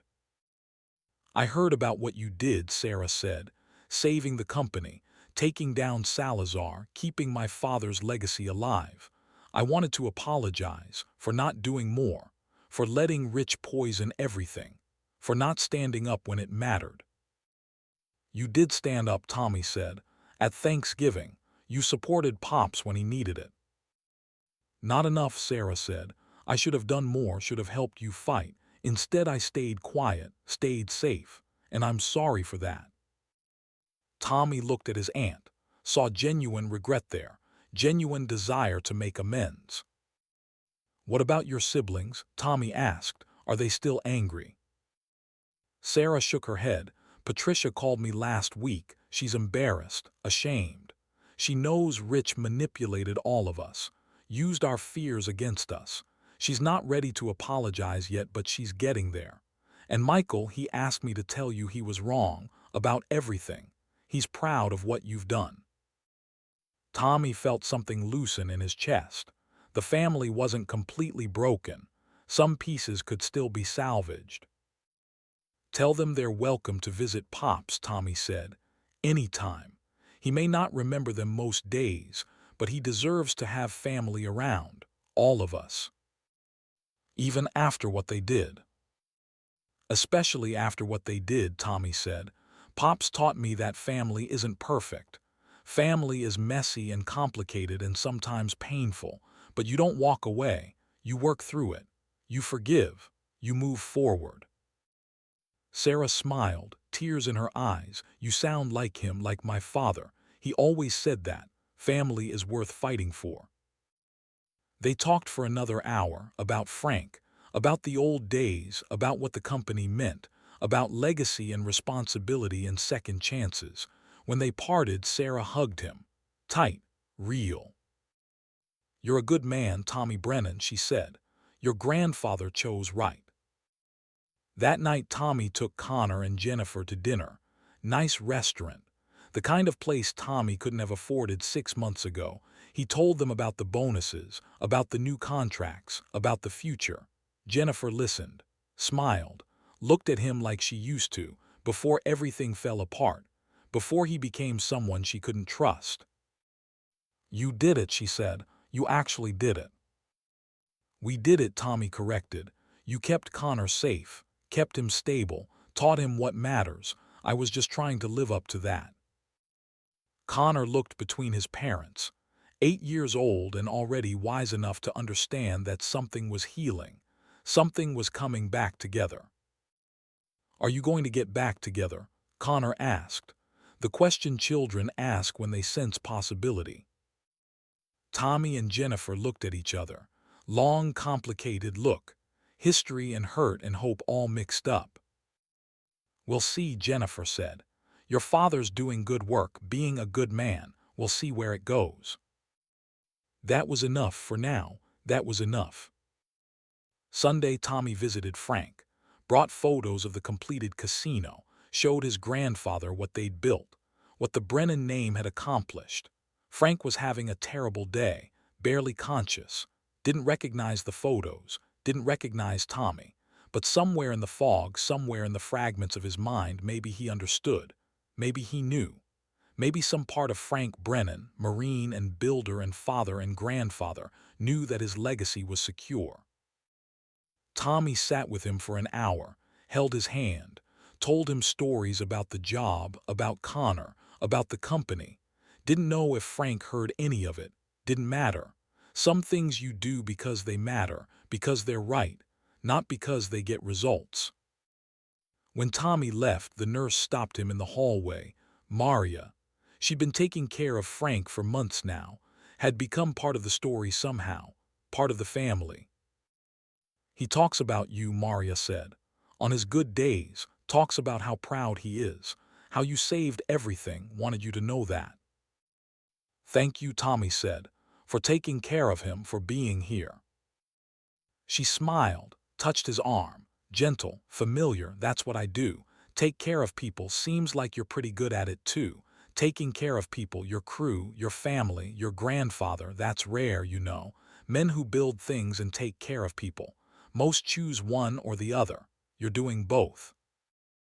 Tommy drove home through the city. His city. Frank's city.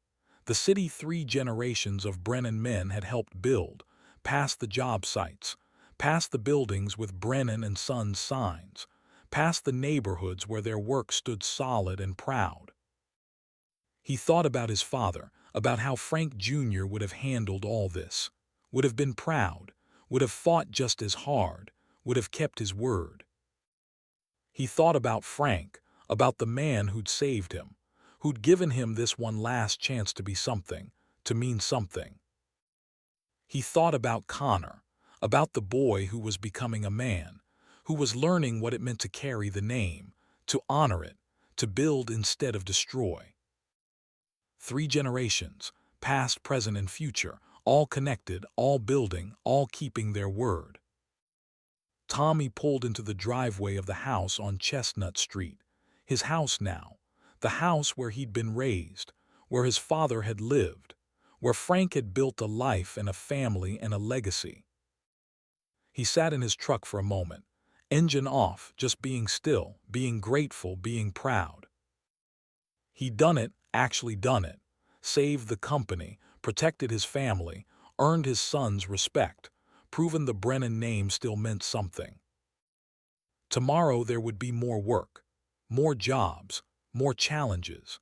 But tonight, sitting in the driveway of his grandfather's house, wearing his father's watch, thinking about his son's future, Tommy Brennan felt something he hadn't felt in years. Peace. The kind that comes from keeping your word. The kind that comes from being the man you were meant to be. The kind that comes from honoring the men who came before and building something worth passing on to the men who come after. And Tommy Brennan had kept his word. 3 years after Salazar's arrest, 5 years after that desperate phone call from Mac telling Tommy his grandfather had fallen, Tommy Brennan stood in front of a different kind of building.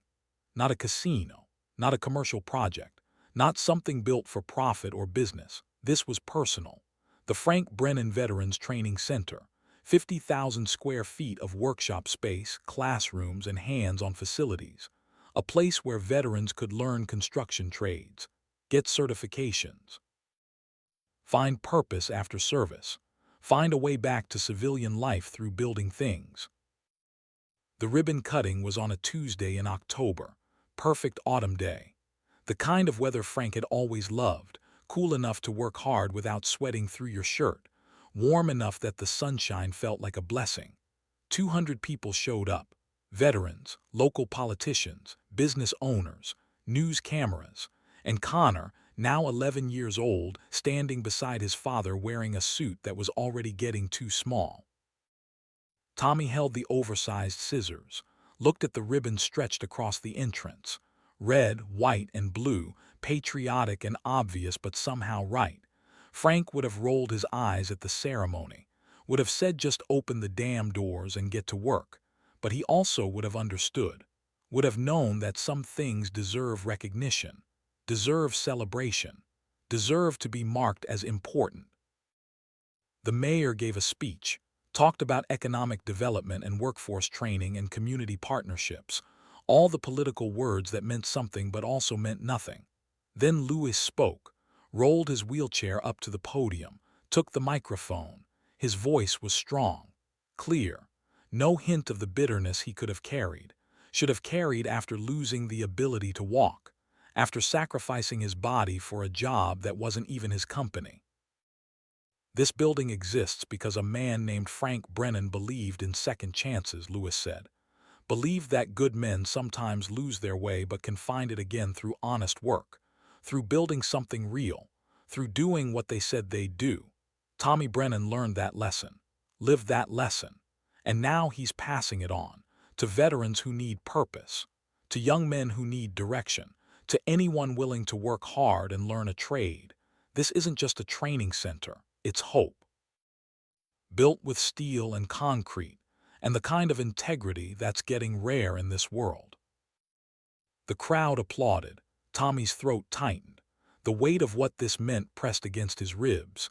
The center had cost $2 million to build. Money from the profits of Chen's projects, money that could have gone to expansion or equipment or his own pocket. But Tommy had learned something in the last 3 years, had learned that legacy wasn't about how much you accumulated. It was about what you left behind, what you built that would outlast you. He cut the ribbon, the doors opened, veterans filed in, started examining the welding stations, the carpentry tools, the electrical training labs. Their faces showed what words couldn't capture: recognition, possibility, the understanding that maybe they weren't done yet. Maybe they still had something to build, something to contribute, something to be. Mac found Tommy an hour later. The old foreman was 70 now, mostly retired, but he still showed up to job sites sometimes, still offered advice, still kept his hand in the work that had defined his life. He looked at Tommy with those weathered eyes that had seen everything, survived everything, built everything worth building in this city. "Frank would be proud," Max said simply. "I wish he could see this," Tommy said. "Wish he could know what we built in his name." "He knows," Max said. "Wherever he is, whatever's left of him in that fog, he knows." Frank had passed away 8 months earlier. February, cold gray morning, peaceful in his sleep at the memory care facility. Maria had been with him, held his hand through the night, called Tommy at dawn to tell him. The old Marine was gone, had fought his final battle against a disease that couldn't be beaten, had surrendered with dignity. The funeral was massive. 300 people, veterans in uniform, construction workers in their cleanest work clothes, clients, competitors, men Frank had helped over 6 decades in business. The church couldn't hold everyone. People stood outside in the cold, listening through speakers, paying respects to a man who'd lived his values, who'd built his legacy one honest job at a time. Tommy had delivered the eulogy, struggled through it, broke down twice, had to stop and collect himself, talked about Frank the Marine, Frank the builder, Frank the father and grandfather and teacher, talked about how Frank had saved him when he was lost, how Frank had given him one last chance to be something, to mean something, how Frank had shown him what it meant to be a man worth becoming. At the burial, Connor had placed Frank's Medal of Honor on the casket, the one from Vietnam, the one Frank never talked about, never displayed, just kept in a box in his closet like it was nothing, like saving 3 men under fire and taking a bullet doing it was just another day at work. Connor had cried, 8 years old then, old enough to understand death, old enough to miss his great-grandfather, old enough to know that something irreplaceable had been lost. The months after were hard. Tommy threw himself into work. Brennan and Sons was thriving. 15 employees had grown to 90. Revenue had tripled. They'd completed Chen's 3 projects, won 5 more from other clients, had enough work lined up to stay busy for the next 2 years. Success by any measure. But it felt hollow without Frank to share it with, without the old man's approval, without that nod that said you did good, boy. Jennifer had been there through it. She'd come to the funeral, sat with Tommy and Connor, held Tommy's hand when he broke down, stayed close in the weeks after when grief made everything harder. They'd been seeing each other again, carefully, slowly, dating like teenagers even though they'd been married once, even though they had a son together, starting over required patience, required rebuilding trust one day at a time. She'd seen the change in him, everyone had. Tommy didn't gamble anymore. Hadn't placed a bet in 3 years, went to meetings twice a week, Gamblers Anonymous, sat in church basements with other men who'd lost everything chasing the next win, who'd destroyed their lives one hand of cards at a time. He shared his story, listened to theirs, found strength in the community of broken men trying to stay broken in the right ways, trying to heal. The drinking was under control too, not sober. Tommy still had a beer sometimes, glass of whiskey on special occasions, but controlled, measured, never to escape, never to forget, just to taste, to enjoy, to be part of normal life instead of using substances to avoid life. Connor spent every other weekend with him now, sometimes more. The custody agreement had been modified after Tommy proved himself. After 18 months of consistent child support, of showing up on time, of being present and sober and reliable, the court had seen what Jennifer saw, what everyone saw.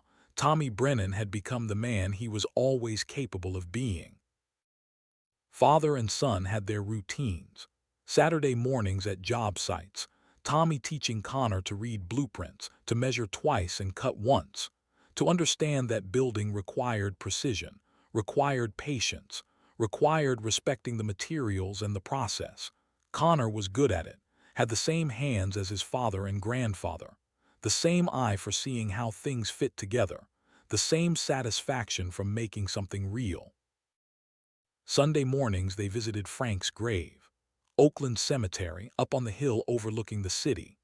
Frank was buried next to his wife, next to Tommy's father. 3 generations of Brennan headstones in a row. Tommy and Connor would bring flowers, would sit on the bench nearby, would talk about the week, about school, about work, about life. Sometimes they'd talk to Frank, tell him about the business, about Connor's grades, about the family, like he was still there, still listening, still caring. Maria had become part of their lives too. She and Tommy had started dating 6 months after Frank's death. Felt wrong at first, like he was betraying something, but Maria understood grief, understood loss. Her husband had died in Afghanistan 8 years ago. IED. She knew what it meant to rebuild after everything shattered, knew how to be patient with broken people trying to piece themselves back together. She was good with Connor, didn't try to replace Jennifer, didn't overstep, just cared in her quiet, steady way, made dinner when Tommy was working late, helped Connor with homework, showed up at soccer games and school plays, present without demanding, supportive without smothering. The kind of woman Frank would have approved of, the kind Tommy needed. The Veterans Training Center was Maria's idea originally. She'd mentioned it one night over dinner, talked about how many vets struggled with civilian life, how many needed purpose, needed structure, needed something to build. Tommy had taken the idea and run with it, turned it into something real, something that would help hundreds of men, something that would keep Frank's legacy alive in a way that mattered. Now standing in the completed center, watching veterans examine the equipment with cautious hope, Tommy felt something settle into place. This was it. This was what everything had been building toward. Not just profit, not just survival, but meaning, legacy. Making sure the Brennan name meant more than just a construction company, meant honor and second chances and men helping men. Derek showed up at the ribbon cutting. Tommy hadn't expected him, hadn't seen his cousin in 2 years. Not since Derek entered witness protection after testifying against Salazar. The trial had been brutal, 3 months of testimony. Salazar's lawyers attacking Derek's credibility, calling him a liar, a coward, a traitor, but Derek had held firm, told the truth, all of it. The sabotage, the threats, the fear, everything. Salazar got 40 years, federal prison, no parole. The loan sharking operation was dismantled, 18 people arrested, millions in assets seized. The Pittsburgh underworld had been shaken, reorganized. Salazar's empire turned to dust. And Derek had made it happen, had found courage when it mattered most. Now he stood at the edge of the crowd. Different name, different face almost. Weight loss, haircut, glasses, the witness protection transformation. But Tommy recognized him, recognized the eyes, the posture, the ghost of family resemblance that couldn't be hidden. They found each other after the ceremony. Didn't say much at first, just stood there. 2 cousins who'd been through hell together, who'd betrayed and forgiven and rebuilt something neither thought possible. "You did good," Derek said, nodding at the building, at everything it represented.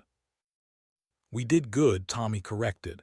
"You helped make this possible, stopping Salazar, saving the company. None of this happens without you." "I destroyed things first," Derek said, "almost killed people, almost ruined everything." "But you didn't," Tommy said. "You stopped, you helped, you testified. That's what matters, not the mistakes, the choice to make it right." Derek was quiet, looking at the building, at the veterans going in and out, at the second chances being offered to men who needed them. "I'm working construction now," Derek said. "Different city, different name, but same work, building things. It's good, honest. I understand why Grandpa loved it, why you love it." "It's what we're supposed to do," Tommy said. "We don't destroy, we build." "Even the broken ones?" Derek asked. "Especially the broken ones," Tommy said, "because we know what it's like to need rebuilding, to need a second chance, to need someone to believe in us when we can't believe in ourselves." They hugged, quick, awkward, but real. Then Derek disappeared back into the crowd, back into his new life, his new identity, his second chance. Tommy watched him go, felt proud, felt hopeful, felt like maybe the Brennan name could mean redemption too, not just keeping your word but starting over when you need to. That night Tommy had dinner with Jennifer and Connor, not at a restaurant, at Jennifer's house. The house that used to be their house, before the divorce, before everything fell apart. Jennifer had invited him, said she wanted to talk. Tommy knew what that meant, knew what was coming. His heart hammered against his ribs as he drove over. Connor ate quickly, then disappeared to his room, homework excuse, but really giving his parents space, privacy, the chance to talk without an 11-year-old audience. Smart kid, perceptive kid, he knew something was happening. Jennifer made coffee. They sat at the kitchen table, the same table where they'd shared 1,000 meals, where they'd argued and laughed and planned their future back when futures seemed simple, back before Tommy's addiction destroyed everything. "I've been thinking," Jennifer said, "about us, about what we've become." Tommy waited, didn't interrupt, let her take her time. "3 years ago I couldn't stand to look at you," Jennifer continued. "You were destroying yourself, destroying our family. I was so angry, so hurt. I wanted you to disappear, to stop existing in Connor's life, in my life. I thought that would be better, cleaner." She paused, sipped her coffee. Tommy's pulse raced in his temples. "But you didn't disappear," Jennifer said. "You showed up, every week, every payment, every promise kept. You became the man I married, the man I fell in love with, better than that man actually, because you've been through hell and came out stronger." "I'm trying," Tommy said. "Every day I'm trying."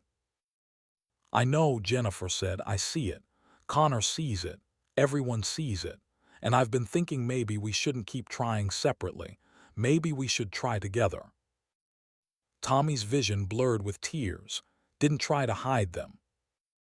"Are you saying what I think you're saying?" Tommy asked. "I'm saying I want to try again," Jennifer said. "Really try. Not dating, not co-parenting, actually rebuilding our marriage, our family, our life together." Tommy reached across the table, took her hands, held them like they were precious, irreplaceable because they were. "I won't screw this up," he said. "I swear to you, I won't." "You might," Jennifer said. "We both might. Marriage is hard. Life is hard. We'll fight. We'll struggle. We'll have bad days, but I think we can handle it now. I think we're both strong enough, both healed enough." "When?" Tommy asked. "Slow," Jennifer said. "You move back in next month. We try living together again, see how it goes. If it works, really works, we'll talk about remarrying, making it official again. But slow, careful, building it right this time." "Okay," Tommy said. "Slow, careful, right." They kissed, soft, tentative, like first kiss, nervous, like teenagers discovering something new, and in a way they were. They were different people than they'd been, broken and repaired, scarred but stronger, ready to try again. Connor appeared in the doorway, trying to look casual, failing completely. "So," Connor said, "are you guys getting back together or what?" Jennifer laughed. Tommy pulled his son into the hug, 3 of them together, family, broken and rebuilt, not perfect, but real, but trying, but committed to honoring what they'd started 11 years ago when they said vows and meant them. 6 months later, Tommy moved back into the house. Slowly, carefully, one box at a time, like Jennifer said, building it right. Some nights were hard, old patterns trying to reassert themselves, old arguments bubbling up, but they worked through it, went to counseling together, talked honestly, fought fairly, forgave quickly. Connor flourished, having both parents under one roof, having stability, having a father who showed up sober and present and interested. The boy's grades improved, his confidence grew. He joined the school robotics team, started talking about engineering school, about building things professionally. Maybe not construction, maybe technology, but still building, still creating, still carrying the values forward. Brennan and Sons kept growing. 120 employees now. Branch office opening in Philadelphia. Major contracts across Pennsylvania. Tommy had promoted Carlos to VP of Operations. Max stayed on as senior consultant. Drew a salary but mostly just showed up to tell stories and offer wisdom. Lewis ran the veterans training program. Couldn't walk but could teach. Could inspire. Could show broken men that disability didn't mean useless. Meant adapted. Meant finding new ways to contribute. The company culture had changed too. Tommy insisted on it. Fair wages, good benefits, profit sharing, safety first always, no shortcuts, no compromises. The way that built things that lasted, that meant something. That employees were proud to be part of. They won awards. Best Contractor in Pittsburgh 3 years running. Top Workplace, Community Partner of the Year. The plaques went on the office wall right next to the old photos. Frank and his brother in 1963. Frank and Tommy's father in 1985. 3 generations of Brennan men. Now 4 with Connor starting to appear in company photos, at ribbon cuttings, at charity builds, learning the business, learning the values, learning what it meant to carry the name forward. Tommy was 38 now. Not young, not old, right in the middle, looking back at where he'd been, looking forward at where he was going, understanding that both mattered, that you couldn't appreciate the present without acknowledging the past, that you couldn't build the future without learning from your mistakes.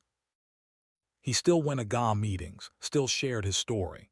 3 years sober from gambling, the addiction didn't disappear, didn't vanish because his life got better, it was still there, whispering sometimes, especially during stress, during uncertainty. But Tommy had tools now, had community, had people to call, had reasons to stay clean that were bigger than himself. Maria was still part of his life too, not romantically anymore. That had ended amicably when Tommy moved back with Jennifer, but they were friends, good friends.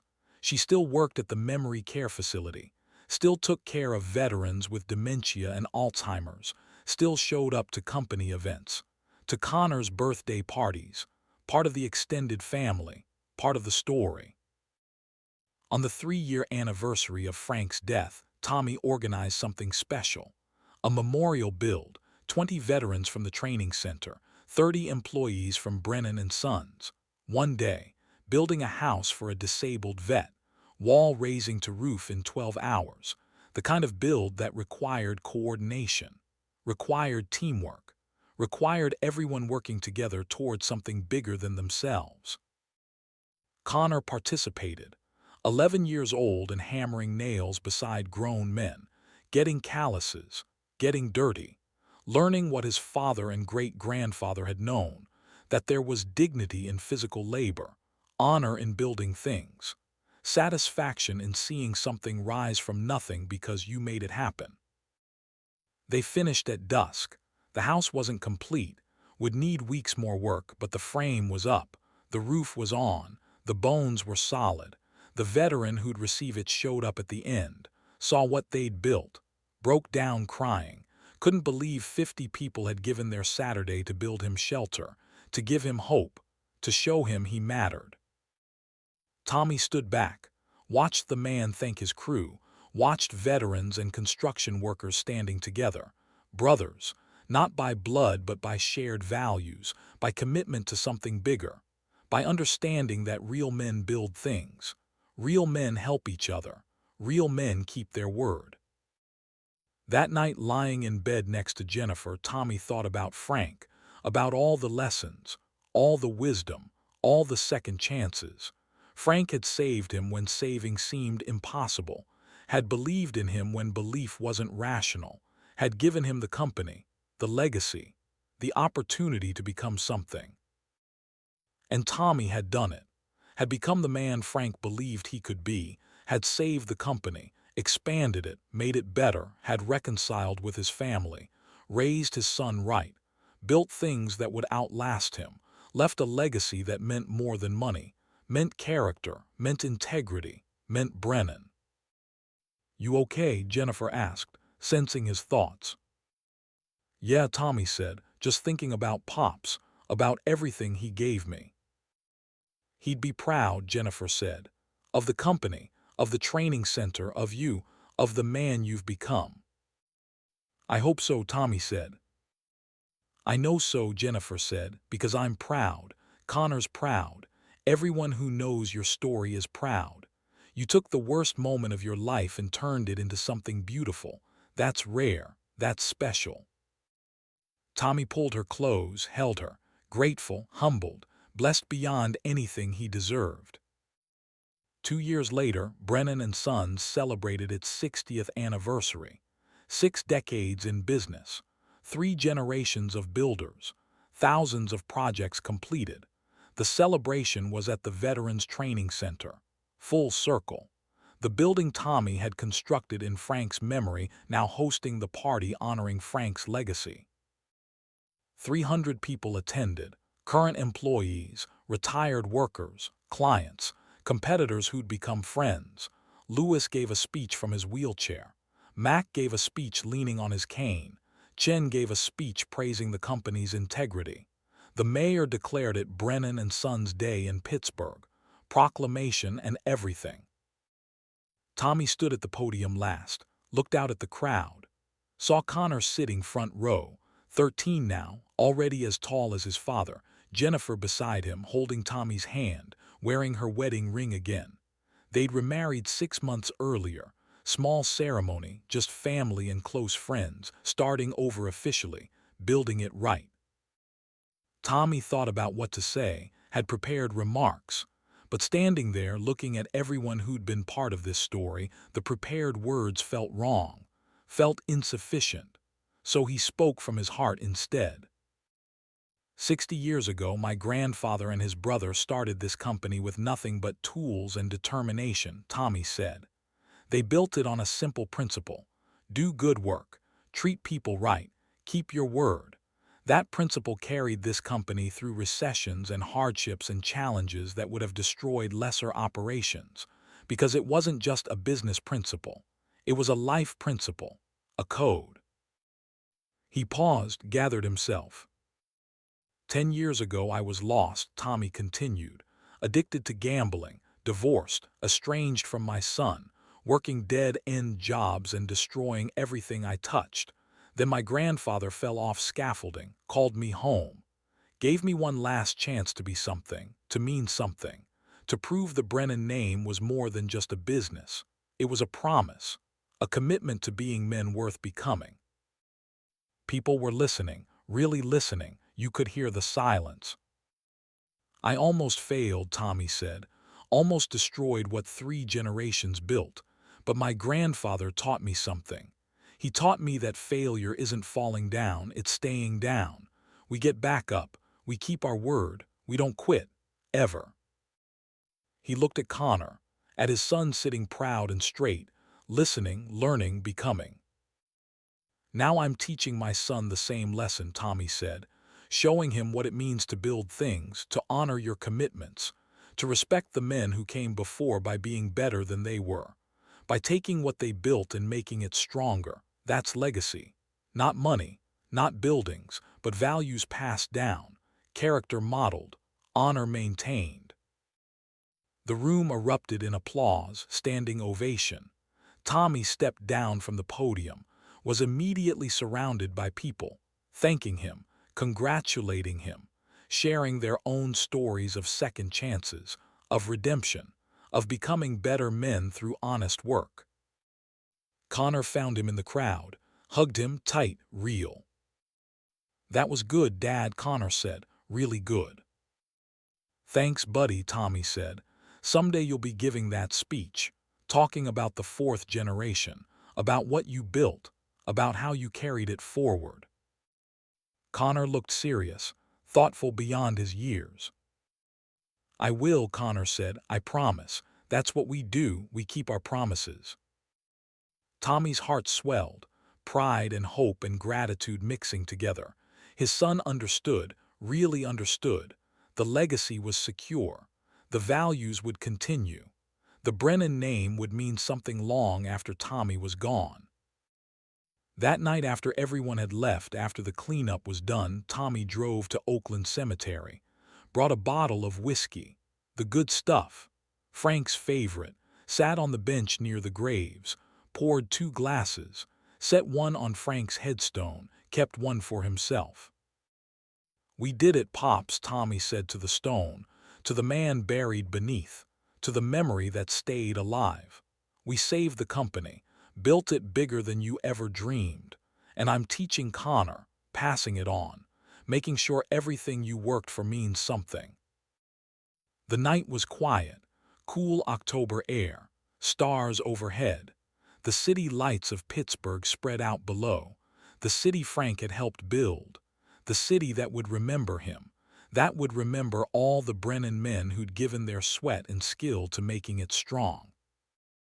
Tommy sipped his whiskey, imagined Frank sipping his, imagined the old Marine smiling, nodding, saying what he always said when Tommy did good work: "That'll do, boy, that'll do."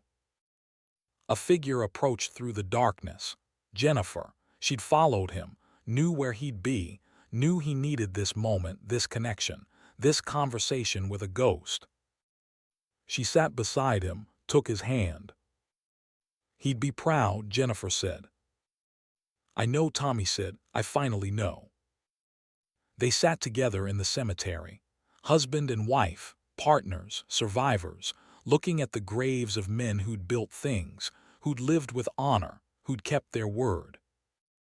Tommy thought about his journey, from the poker table in Atlantic City to this bench in Oakland Cemetery, from broken and lost to whole and found, from a man drowning in his own failures to a man building legacies that would outlast him. It had been hard, brutal sometimes. There had been moments when quitting seemed not just easier but rational, moments when the weight of responsibility felt crushing, when the fear of failure paralyzed him, when the past seemed inescapable. But he hadn't quit, hadn't stayed down, had gotten up every morning and tried, had worked and fought and built and struggled and persevered, had become the man his grandfather believed he could be, the man his son needed him to be, the man he'd always been capable of being. That's what we do. We keep our word, we don't quit. It was more than a saying, more than family motto. It was identity, purpose, code, the thing that defined them, that made them who they were. Tommy stood, helped Jennifer up. They walked back to the car, back to their life, their home, their son, their future, leaving the dead to their rest, leaving the past to its place, moving forward, building, always building. Because that's what Brennan men do. They build. They keep their word. They don't quit. Ever. And somewhere in whatever comes after, Frank Brennan was watching, was proud, was at peace knowing his legacy was secure. His grandson had become the man he was meant to be. His great-grandson was learning the way. The Brennan name would endure. Not just as a company, but as a promise, a commitment, a code of honor passed from father to son, from generation to generation. Forever.